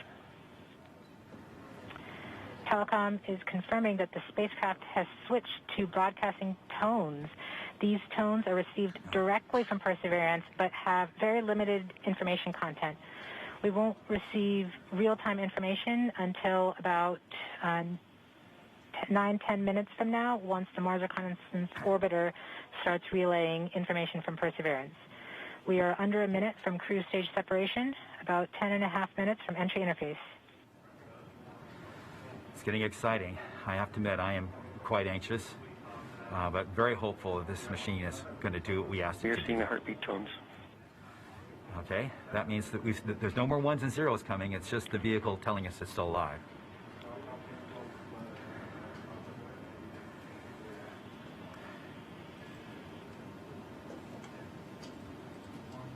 We're continuing to receive tones from Perseverance, standing by for cruise stage separation.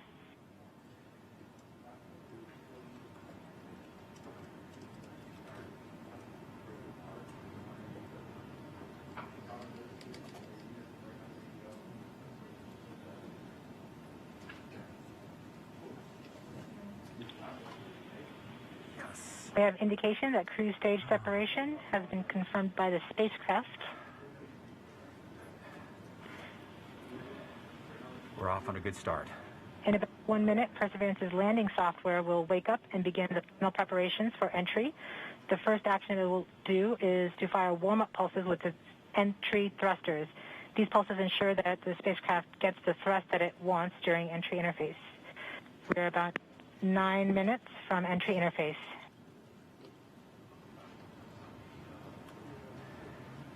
Okay, so now the vehicle's on its own. It's turning itself into the direction of facing the heat shield toward Mars, and will eventually hitting the top of the atmosphere. We're not far away. This is going to go very quickly from here on out.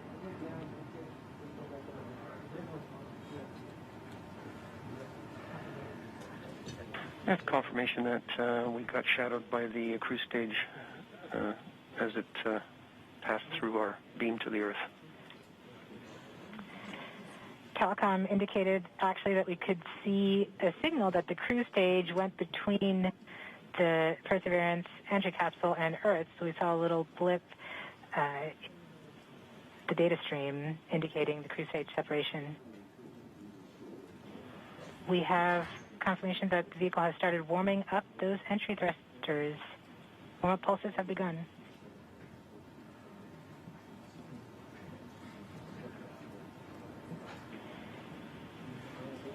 At this point, the spacecraft is trying to stop its spin from the cruise 2 revolutions per minute down to 0, and then will turn to its desired orientation from entry. It will separate the 2 balance masses that have kept it balanced during all of cruise. This will allow the entry capsule to have lift when it enters the atmosphere. We have confirmation that the spacecraft has turned to the desired entry attitude. We are about 7.5 minutes from entry interface. Okay, the vehicle is pointed in the right direction. The thrusters are warmed up and doing their job. And now we've spun down from the 2 revolutions per minute that the vehicle had the whole way to Mars. It's a spin-stabilized spacecraft. And then from here on out, it's going to just be a bullet, and it's going to control its orientation and attitude via rockets on the back of that back shell. Points carrier lock. DTE from Radio Science from Green Bank reports carrier lock. You see the carrier on the downlink.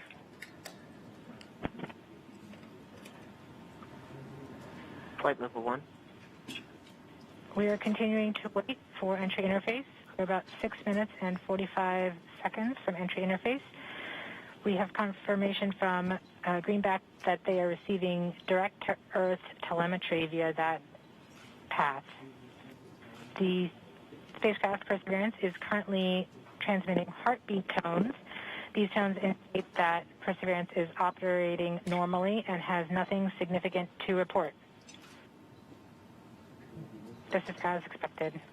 We're currently just over 6 minutes from entry interface.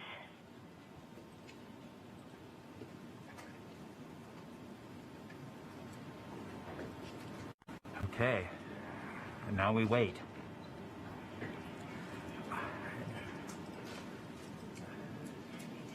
As soon as we get to the top of the atmosphere, it will be very quickly, which is the entry point. It won't be very long before the atmosphere will start getting thicker and thicker. It's going very quickly at a fairly steep angle of 15 degrees into the atmosphere, and as it starts to slow down. We're just under, we're about 5.5 minutes from entry interface.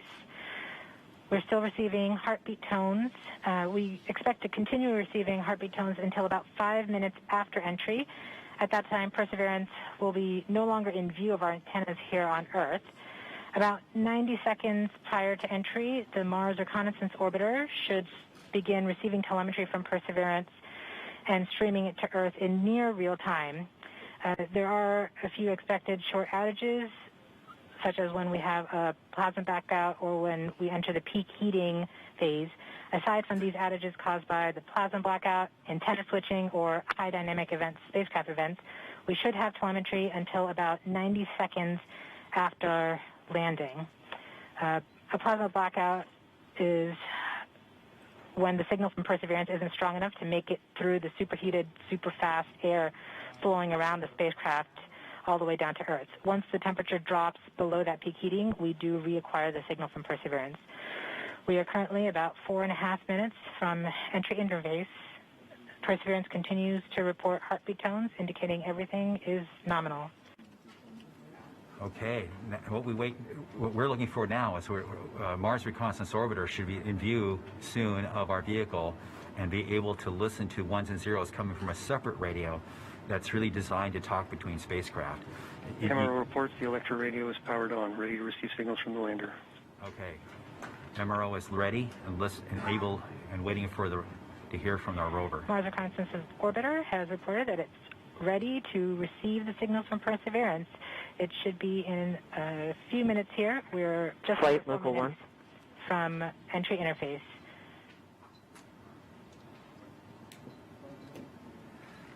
We don't need these ones and zeros, as Swati said, but to land safely, but we really need it for our own health and well-being today to keep our nerves under control. But around this time, a second spacecraft, Maven, should begin picking up telemetry from Perseverance and will continue to record that telemetry until several minutes post-landing. We won't get that data for several hours after landing as it's being recorded and then will be forwarded to Earth later. We are continuing to receive heartbeat tones, indicating that everything is nominal. We're currently at about 3 minutes until entry interface. Okay. Very soon we'll be getting ones and zeros, I hope, from our radio on the rover.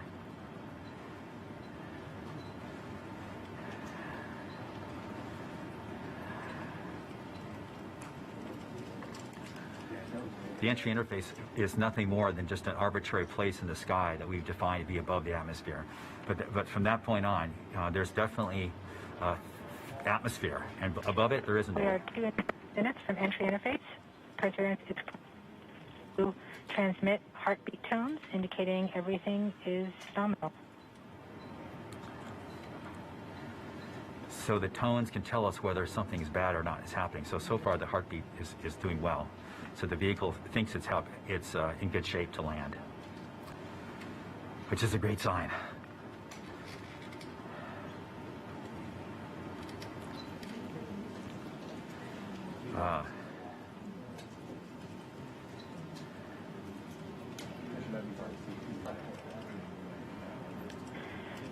We're just under 2 minutes from entry interface. As it gets closer to Mars, Perseverance is actually being pulled in by gravity and accelerating. By the time Perseverance reaches entry interface point, she should be going just under 5.4 kilometers per second. We're at about 90 seconds from entry interface and standing by for Mars Reconnaissance Orbiter to pick up the telemetry.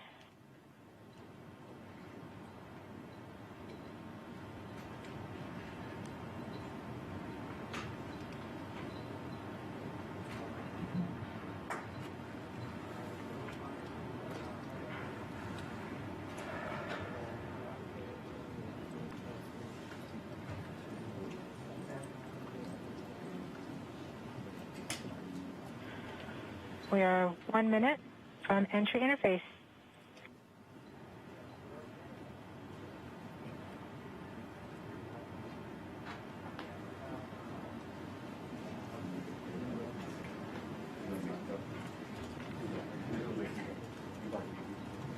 MROs are in receive mode. We have confirmation that the Mars Reconnaissance Orbiter is now relaying data from Perseverance. We're about 30 seconds from entry interface. Perseverance is going about 5.2 kilometers per second and is about 190 kilometers altitude above the surface of Mars. Confirm your jet data flow.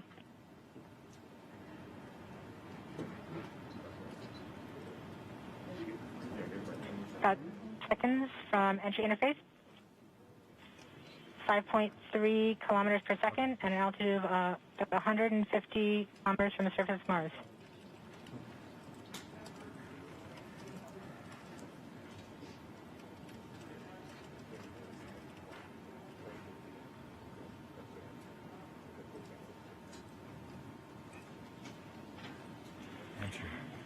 We have confirmation of entry interface.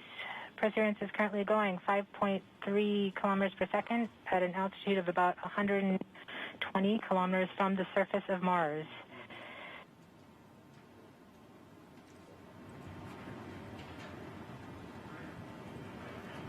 The spacecraft is now waiting until it begins feeling the atmosphere of Mars slow it down. Once there is enough atmosphere, it will start controlling its path to the landing target.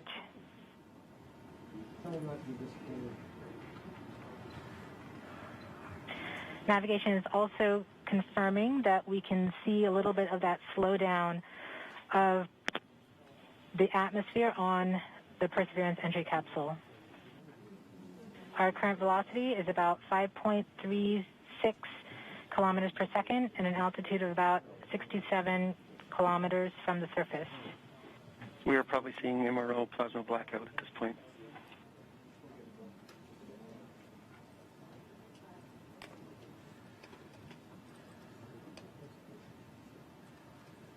The vehicle should be doing its turns right now. MRO has lost lock. Perseverance. We have indications that Perseverance is now performing bank reversals in the atmosphere. These are the steps in order to control its distance to the landing target. Perseverance has just passed through the point of maximum deceleration and has indicated that it felt approximately 10 Earth Gs of deceleration. MRO has lock again.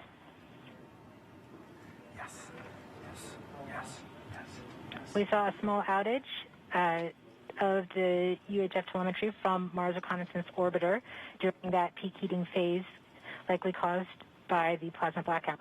Perseverance is still continuing to perform bank reversals in the atmosphere to control its distance to the landing target.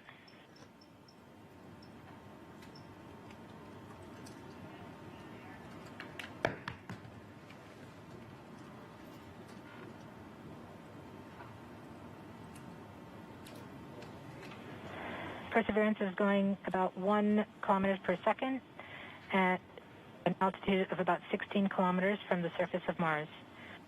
We have entered heading alignment, which means Perseverance is no longer trying to control the distance to Mars, to the target on Mars, but instead is flying straight to the target.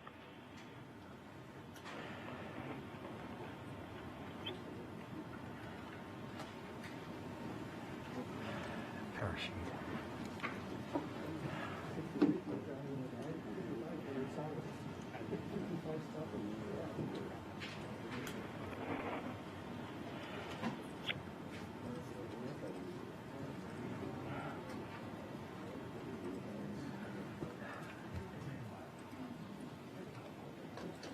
Our current velocity is about 550 meters per second at an altitude of about 15 kilometers from the surface.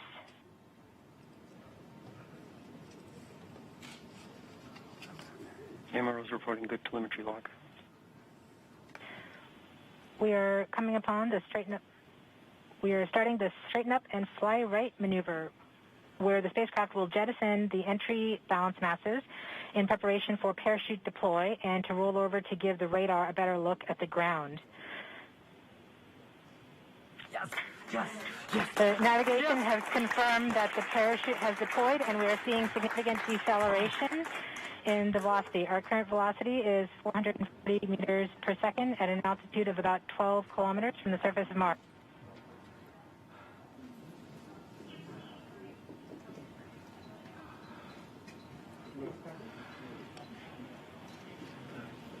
Perseverance is now slowed to subsonic speeds, and the heat shield has been separated. This allows both the radar and the cameras to get their first look at the surface. Current velocity is 145 meters per second at an altitude of about 9.5 kilometers above the surface.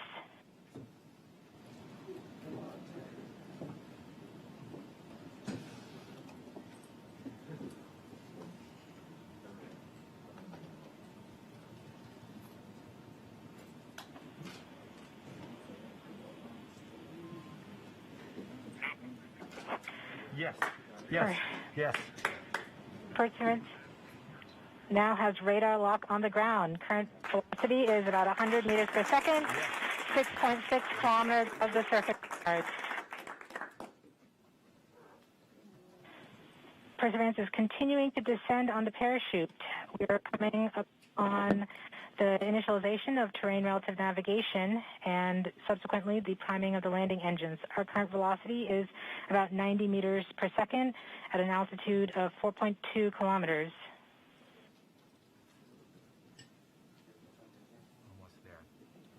We have confirmation that the lander vision system has produced a valid solution and part of terrain relative navigation.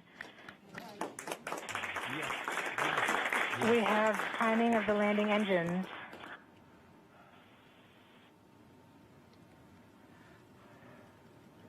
Current velocity is 83 meters per second at about 2.6 kilometers from the surface of Mars. We have confirmation that the back shell has separated. We are currently performing the divert maneuver. Current velocity is about 75 meters per second at an altitude of about a kilometer off the surface of Mars. TRN Safety Bravo. We have completed our terrain relative navigation. Current speed is about 30 meters per second, altitude of about 300 meters off the surface of Mars.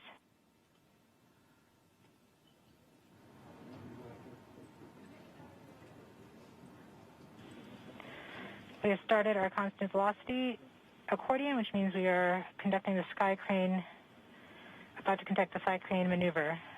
We've lost direct to Earth tones. As expected. As expected.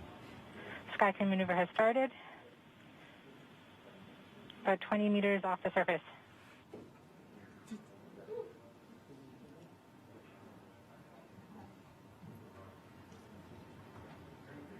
We're getting signals from MRO. UHF is good. Touchdown confirmed. Perseverance safely on the surface of Mars, ready to begin seeking the signs of past life.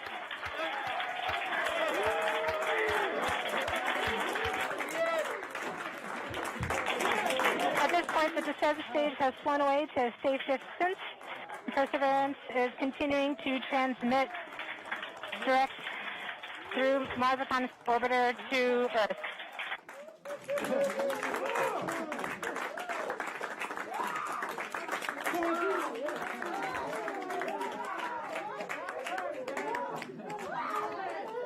Oh my God. Oh. Oh. MRO reports they're still getting telemetry from the lander. All right, all stations. We got it. Touchdown confirmed. We're going to wait for the images. Wow. This is so exciting. The team is beside themselves. It's so surreal. Stay tuned. We might get some pictures. That'd be great.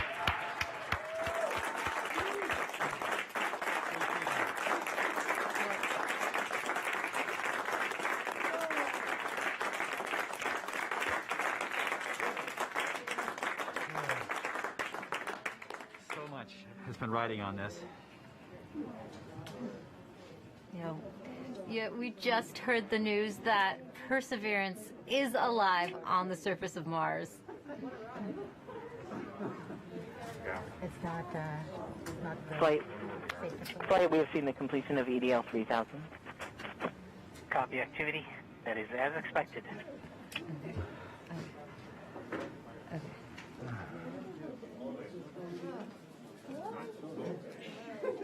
MRO is still seeing a strong signal from the lander.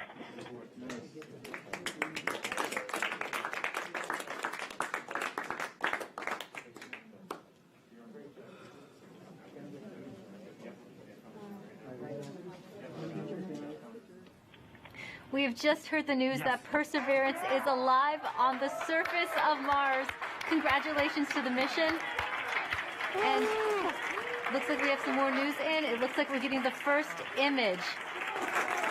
Here, take a look at the first image. Flight, this is OL3. I have the target point on the map when you are ready. We are ready, OL3. Go for it.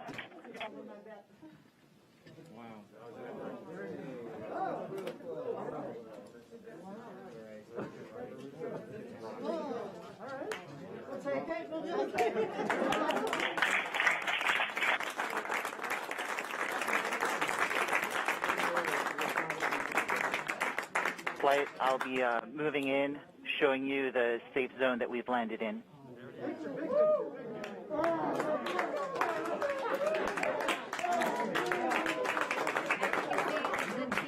Just put the first image from Perseverance on the surface of Mars. Now, it comes from the engineering cameras, known as the hazard camera.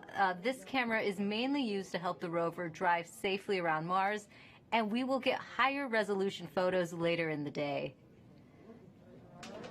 Look at that, right? You get the safe.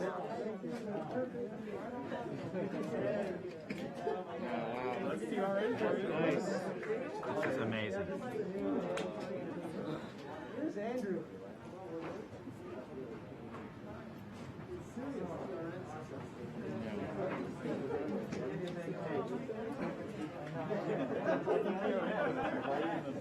For Steve. Stand by for Steve.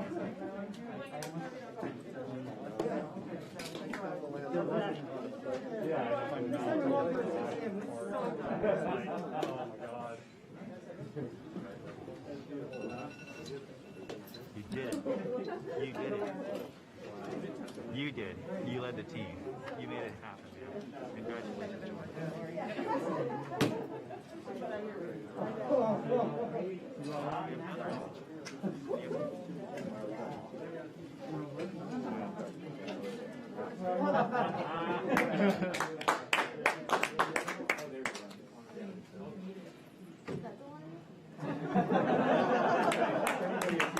We just got our second image in. Our second image is in. Okay, these we have a camera in the front and rear of the spacecraft. They're near the ground, so these are pretty close. So you can see the wheels there, and they're a little dirty because we've got glass covers over these cameras. But we took these seconds after landing, so there's still dust in the air from our landing event. So this is happening. This happened just seconds ago. Just arrived, and this is really amazing. And we even know where we landed. This is the most amazing thing. The vehicle has told us where it's landed because it figured it out. This is a sign. NASA works. NASA works. And when we put our arms together and our hands together and our brains together, we can succeed.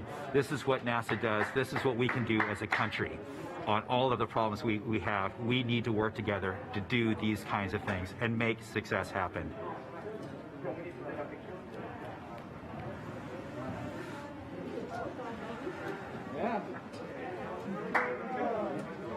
And joining us now is the acting administrator of NASA, Steve Jezero. Steve, welcome and congratulations.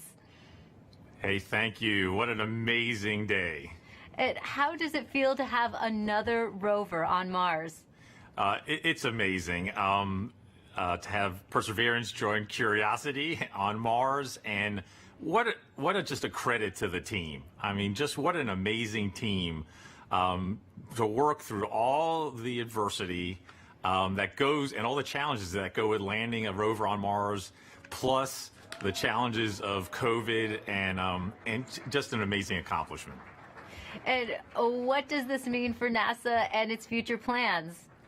So for robotic exploration, every time we execute a mission with new instruments, we discover new things and things we never thought we would discover. So that always informs our future robotic missions, both landers, rovers, and orbiters. This mission also has technology on it. One of the cool things is the Ingenuity helicopter. It's an experiment on this mission, but if it's successful, we can use it as an science observation platform by putting instruments on it, and also use it as a scout for future rover missions, and then just the entry, descent, and landing capability. It'll allow us to land more larger, more ambitious robots on the surface of Mars, and then for human exploration.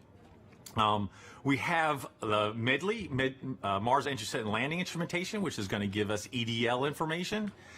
We have the Mars Environmental Dynamics Analyzer. It's going to give us size and properties of dust particles, because when we send people, we're going to have to deal with that dust. This is just an incredible mission because of the science and the technology, and then caching samples for a Mars sample return mission. That will be an amazing mission, the first round trip to Mars and back, and bringing those samples cached by Perseverance back to Earth to examine with state-of-the-art equipment in our laboratories here on Earth. We have so much to look forward to. And we also have a student question coming in from Landon. Let's take a look. Hi, my name is Landon Applegate. I'm in 6th grade, and I'm going to Academy for Academic Excellence. And my question is, do you think we could get resources from Mars to help on future missions, or even as like a launching point? Great question, Landon. Actually, we have an experiment called the Mars Oxygen In Situ Resource Utilization Experiment, or MOXIE, and it's going to demonstrate generating oxygen from atmospheric CO2. And that could help generate breathable oxygen, and even if we can liquefy it, oxidizer for propulsion systems. So that's a tech demo on Perseverance. And then we're going to continue to characterize the frozen water on and below the surface of Mars, and eventually try to figure out how to extract that water from the Martian soil, or what we call regolith, and then we can use that for potable water and also break it down into oxygen and hydrogen for rocket fuel. So absolutely, we're going to try to eventually figure out how to live off the land to support human missions to Mars. Thanks for taking the time to talk to us today, Steve. Thank you. And now that Perseverance has safely touched down on Mars, let's learn more about what's in store for the rover. Joining us now is Surface Mission Manager Jessica Samuels. Jessica, your surface operations team has now taken over. What are they doing now? Yes. Hi, Raquel. We are so excited here in the Surface Mission Support area. The team will do a handover with the entry, descent, and landing team and pass any critical information. And then this team behind us will be the team that does the health and safety assessments daily as we progress on this mission. And what do the upcoming weeks look like for your team? So as we enter Mars time now, the commanding team will be working overnight while the rover is asleep so that we can perform the initial checkouts of our key rover functions and our science instruments. And we have to do this all in time for the regularly scheduled communication pass, which happens in the morning. And so we will be working around the clock, making sure that Perseverance is healthy, and we will begin this exciting adventure. And can you tell me, what's it like living on Mars time? It's a little bit like constantly, flying and changing your time zone. The rover, on Earth, the rover wakes up at the same time every day, but on Earth, that's 40 minutes later. So the team is going to be shifting our work schedule by 40 minutes as we come into work over the next few weeks. So it'll be exciting and some late nights, but we're also excited and we can't wait. It's a whole new lifestyle. Yes. We also have a student question for you. This is Sophia's video. Hi, my name is Sofia Lopez, and my question for NASA is, how's Perseverance gonna survive? And here's a drawing that I made from Perseverance thinking about Earth. Thank you. Well, Sophia, Perseverance survives with a power source that charges its batteries overnight while it sleeps, and it keeps heaters on so that all of our critical electronics can stay warm, as well as our mechanism. But it's really survived by the team that performs the health and safety assessments every day and communicates with the rover and makes sure that she's doing okay. Well, thanks for your time, Jessica, and good luck living on Mars time. Thank you. Should be fun. Let's head back to Marina as she gives us a sneak peek into the future at JPL. Thanks so much, Raquel. It's definitely bustling behind me. It's not quiet like it was just 20 minutes ago. And congrats to the whole team. What an amazing accomplishment. Mike Watkins is the director of NASA's Jet Propulsion Laboratory. He was the mission manager during the Curiosity rover landing on Mars. Welcome, Mike. Oh, thanks. Glad to be here. You can see all my mask markings on. Well, you were just celebrating, and rightly so. Now, you've been around for a number of Mars landings. What makes this one special? Well, two things. I mean, it's the biggest and best rover we've ever sent to Mars, and it can really, do amazing things in terms of, its own scientific exploration of this habitable environment, at Jezero. But, it's also, as you've heard today, it's the first step in Mars sample return. So really, it's not only doing its own mission, it's setting us up for a series of missions and to bring those samples back. And, a lot of the effort to develop the rover was specifically designed, for that sampling and caching system. It's one of the most complex robotic systems ever made. And, having it down safely means Mars sample return continues right on course, and we are moving forward. Wonderful. Now, JPL has a long history with robotic space exploration. Why do you think it's so important to continue to push those boundaries? You know, there's a lot of reasons. I mean, obviously, you know, for places that are far away, like Mars, and even farther away, you know, like Europa, right now, robotic exploration is the only way we can make these scientific discoveries and really understand these early habitable environments. In the case of Europa, maybe it's even still habitable. And, you know, we're not ready to go there with astronauts yet, but the robots are ready to go there. And so we always, you know, are forerunners and pathfinders of human exploration. And we start by sending, you know, our eyes and arms there in the form of a robot. And it is just fantastic to be able to do that and to learn from each rover, learn from the science and the engineering and make the next one better and make more and more discoveries. And every time we do one of these missions, we make fabulous discoveries. And you know, each one is more exciting than the last. The future does look exciting. Now, as director of JPL, what would you like to say to those teams right now celebrating?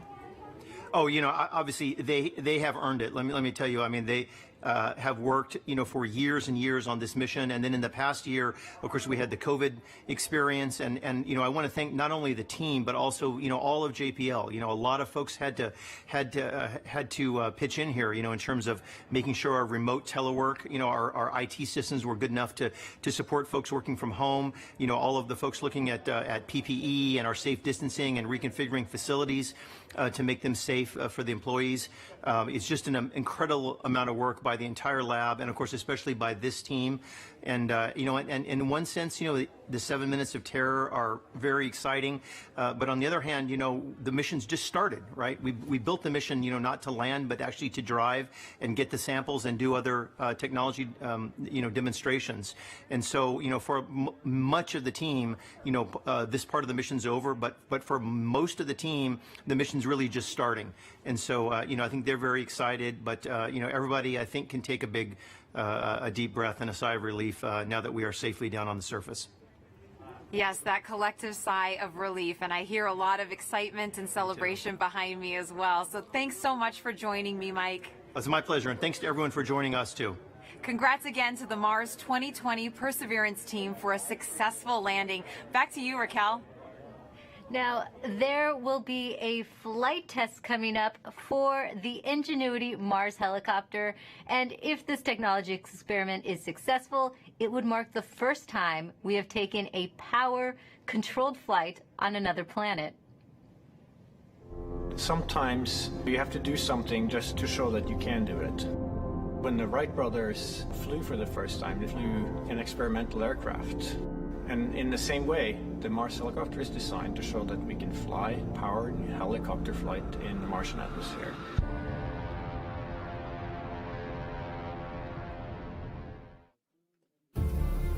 From day one, this was the unwavering dream of our team, to get our helicopter launched to Mars so that we can get that opportunity to do that very first rotorcraft flight test in the actual environment of Mars. It's extremely difficult to fly at Mars because the atmosphere is so thin. Compared to Earth, at Mars it's less than 1%. So the first and foremost challenge is to make a vehicle that's light enough to be lifted. And then the second is to generate lift. The rotor system has just been very fast. 2,000, 2,200, 2,400. 2,600. We're spinning between 2,000 and 3,000 revolutions per minute, and it takes a lot of energy. So it's that balance of a very light system, yet having enough energy that's needed to, you know, spin the rotor so fast to lift, and on top of it, having to design in the autonomy. It has to be fully autonomous from the time it takes off to the time it lands. What we do on the ground is we plan the flights, and so we determine from here where we want the helicopter to go. Our experiment window is 30 Martian days. So we have planned up to 5 flights of incremental difficulty. The very first flight, the main thing is we want to get the legs off the ground, and so we will basically go up about 3 meters, and we'll hover there, and then we'll come down again, and that will be the first, you know, really major milestone. Most of our flights will be at the 3 to 5 meter height. We will be going horizontally again at a few meters per second, probably go out, you know, 50, 70 meters and come back. In successive flights, we'll probably push that further, try to go further. So our priority will be to get back engineering telemetry and not so much images, but I'm sure we'll return a few, you know, because they'll always look cool. At this point, we've tested all we can on Earth. We have mathematical models that shows how it will fly at Mars, and we've tested it in the simulated environment that we can create on Earth. It really is time now to do the real flight tests at Mars. Nothing is a given, but we have done everything we can in terms of a test program here on Earth. The vehicle's performing extremely well so far. It's been doing exactly the right thing, even right now when it's bolted onto the Perseverance rover. So there's a very good chance that we'll pull it off, yes. But it's still high risk, and none of us forget that you could have a glitch that, could be an end of mission, yes. It's going to be exciting, reacting to any surprises we have. We can't wait. What's really most important is everything we're learning here is for the future rotorcraft systems that we want to introduce into space exploration. Mimi Ang is the project manager for Ingenuity. She joins us now as they await a chance to check out their helicopter in the coming days. Welcome, Mimi. Thank you, Marina. Oh my goodness, we've been talking about this for months, Mimi. Did you ever think you'd be here at this point? I mean, what's going on in your head right now? This is super exciting. We have been working on Mars helicopter for over 6 years, testing and carefully designing it for operation at Mars. So what's going through my mind? Ingenuity Mars helicopter is finally at the destination that it is designed for. Now that Ingenuity is on Mars, what is the timeline you hope to accomplish as you move forward? We have a series of major milestones between now and Ingenuity's first flight. So tomorrow we'll turn on the helicopter and its base station to confirm health after experiencing the dynamics through the EDL just now. And the next major milestone will be when the rover deploys the helicopter to the surface. And that marks the first moment that Ingenuity operates on its own in a standalone manner. And surviving that first cold, frigid night of Mars will be a major milestone. We'll execute a series of checkouts, and then we will perform that very important first flight. And if the first flight is successful, we have up to 4 more flights in the 30 Martian days that we have set aside for our flight experiments. And that's when you finally can breathe, right, Mimi? Yes. Now, why is it so important to have that aerial dimension to space exploration?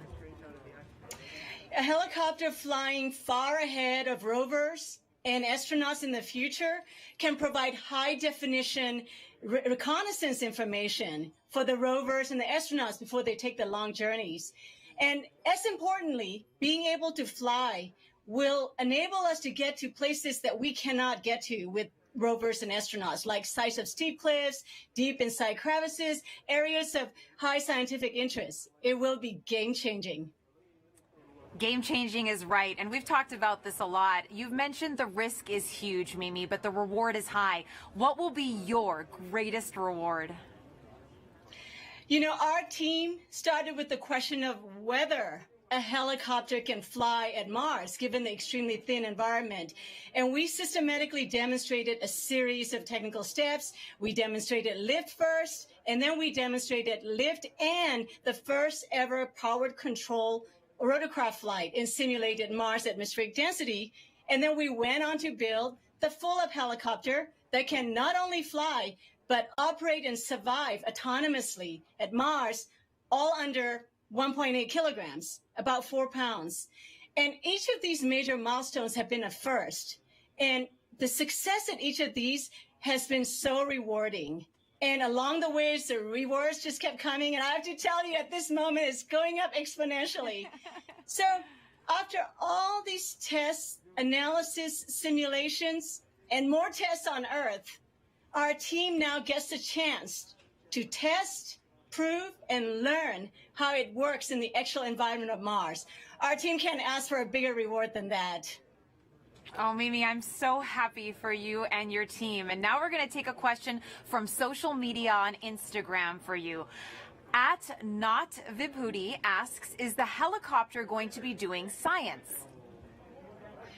Well, the helicopter Ingenuity It's a technology demonstration, and we are demonstrating the ability to fly and learning how to fly for the very, very first time. And so this is a technology demonstration and a pathfinder for future larger rotorcraft, future missions that will carry much larger instruments. So on this mission, we're not doing any science. We're concentrating on engineering data. How did the vehicle perform? And as you saw Bob Belram in the video before, we will be taking a few first ever color pictures from the flying aerial vantage point, but they'll be icing on the cake. For this one, this is all about engineering data and how do we fly compared to all our tests we have done on Earth. Mimi, so much for your team and the future generations of scientists and engineers to look forward to. Thank you. Thank you so much for joining us, Mimi, and good luck to your team with that first test flight. Thank you so much. Now, we look forward to the Perseverance rover and Ingenuity helicopter beginning their journeys on Mars as their adventures are just about to start. Go Perseverance and go Ingenuity. Back to you, Raquel. Thanks, Marina. Landing on Mars is never easy, but this team has persevered, and NASA's 5th rover is on the red planet. You can still hear them buzzing in the back right now. And to get the latest updates on Perseverance as it explores Mars, follow @NASA Persevere on Facebook and Twitter. I'd like to thank everyone watching for joining us today. And to the students and teachers tuning in, we hope you learned a lot from today's landing, and thank you for all your questions. We have a news briefing coming up at 2:30 p.m. Pacific Time. That briefing will wrap up the day and include reactions from Perseverance team members. We'll leave you now with some of the landing celebration photos you've shared with us, set to Youngblood's cover of David Bowie's Life on Mars. I'm Raquel Villanueva. Thanks for watching. It's a god of a small affair. To the girl with the mousy hair, but her mommy is yelling no, and her daddy is told her to go, but her friend is nowhere to be seen. Now she walks through a sunken dream to the seat with the clearest view, and she's hooked on the silver screen. But the film is a sad bore, for she lived it 10 times or more. She could spit in the eyes of fools as they ask her to focus on sailors fighting in the dance hall. Oh man, look at those cavemen go.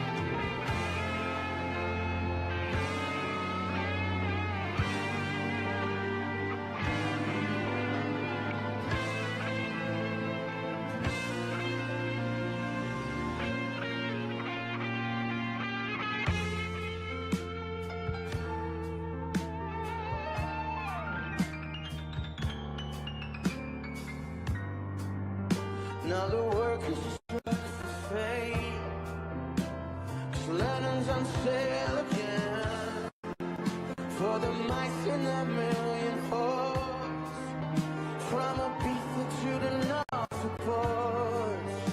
Rule Britannia is out of bounds, to my mother, my dog and clowns, but the film is a sad bore, 'cause I wrote it 10 times.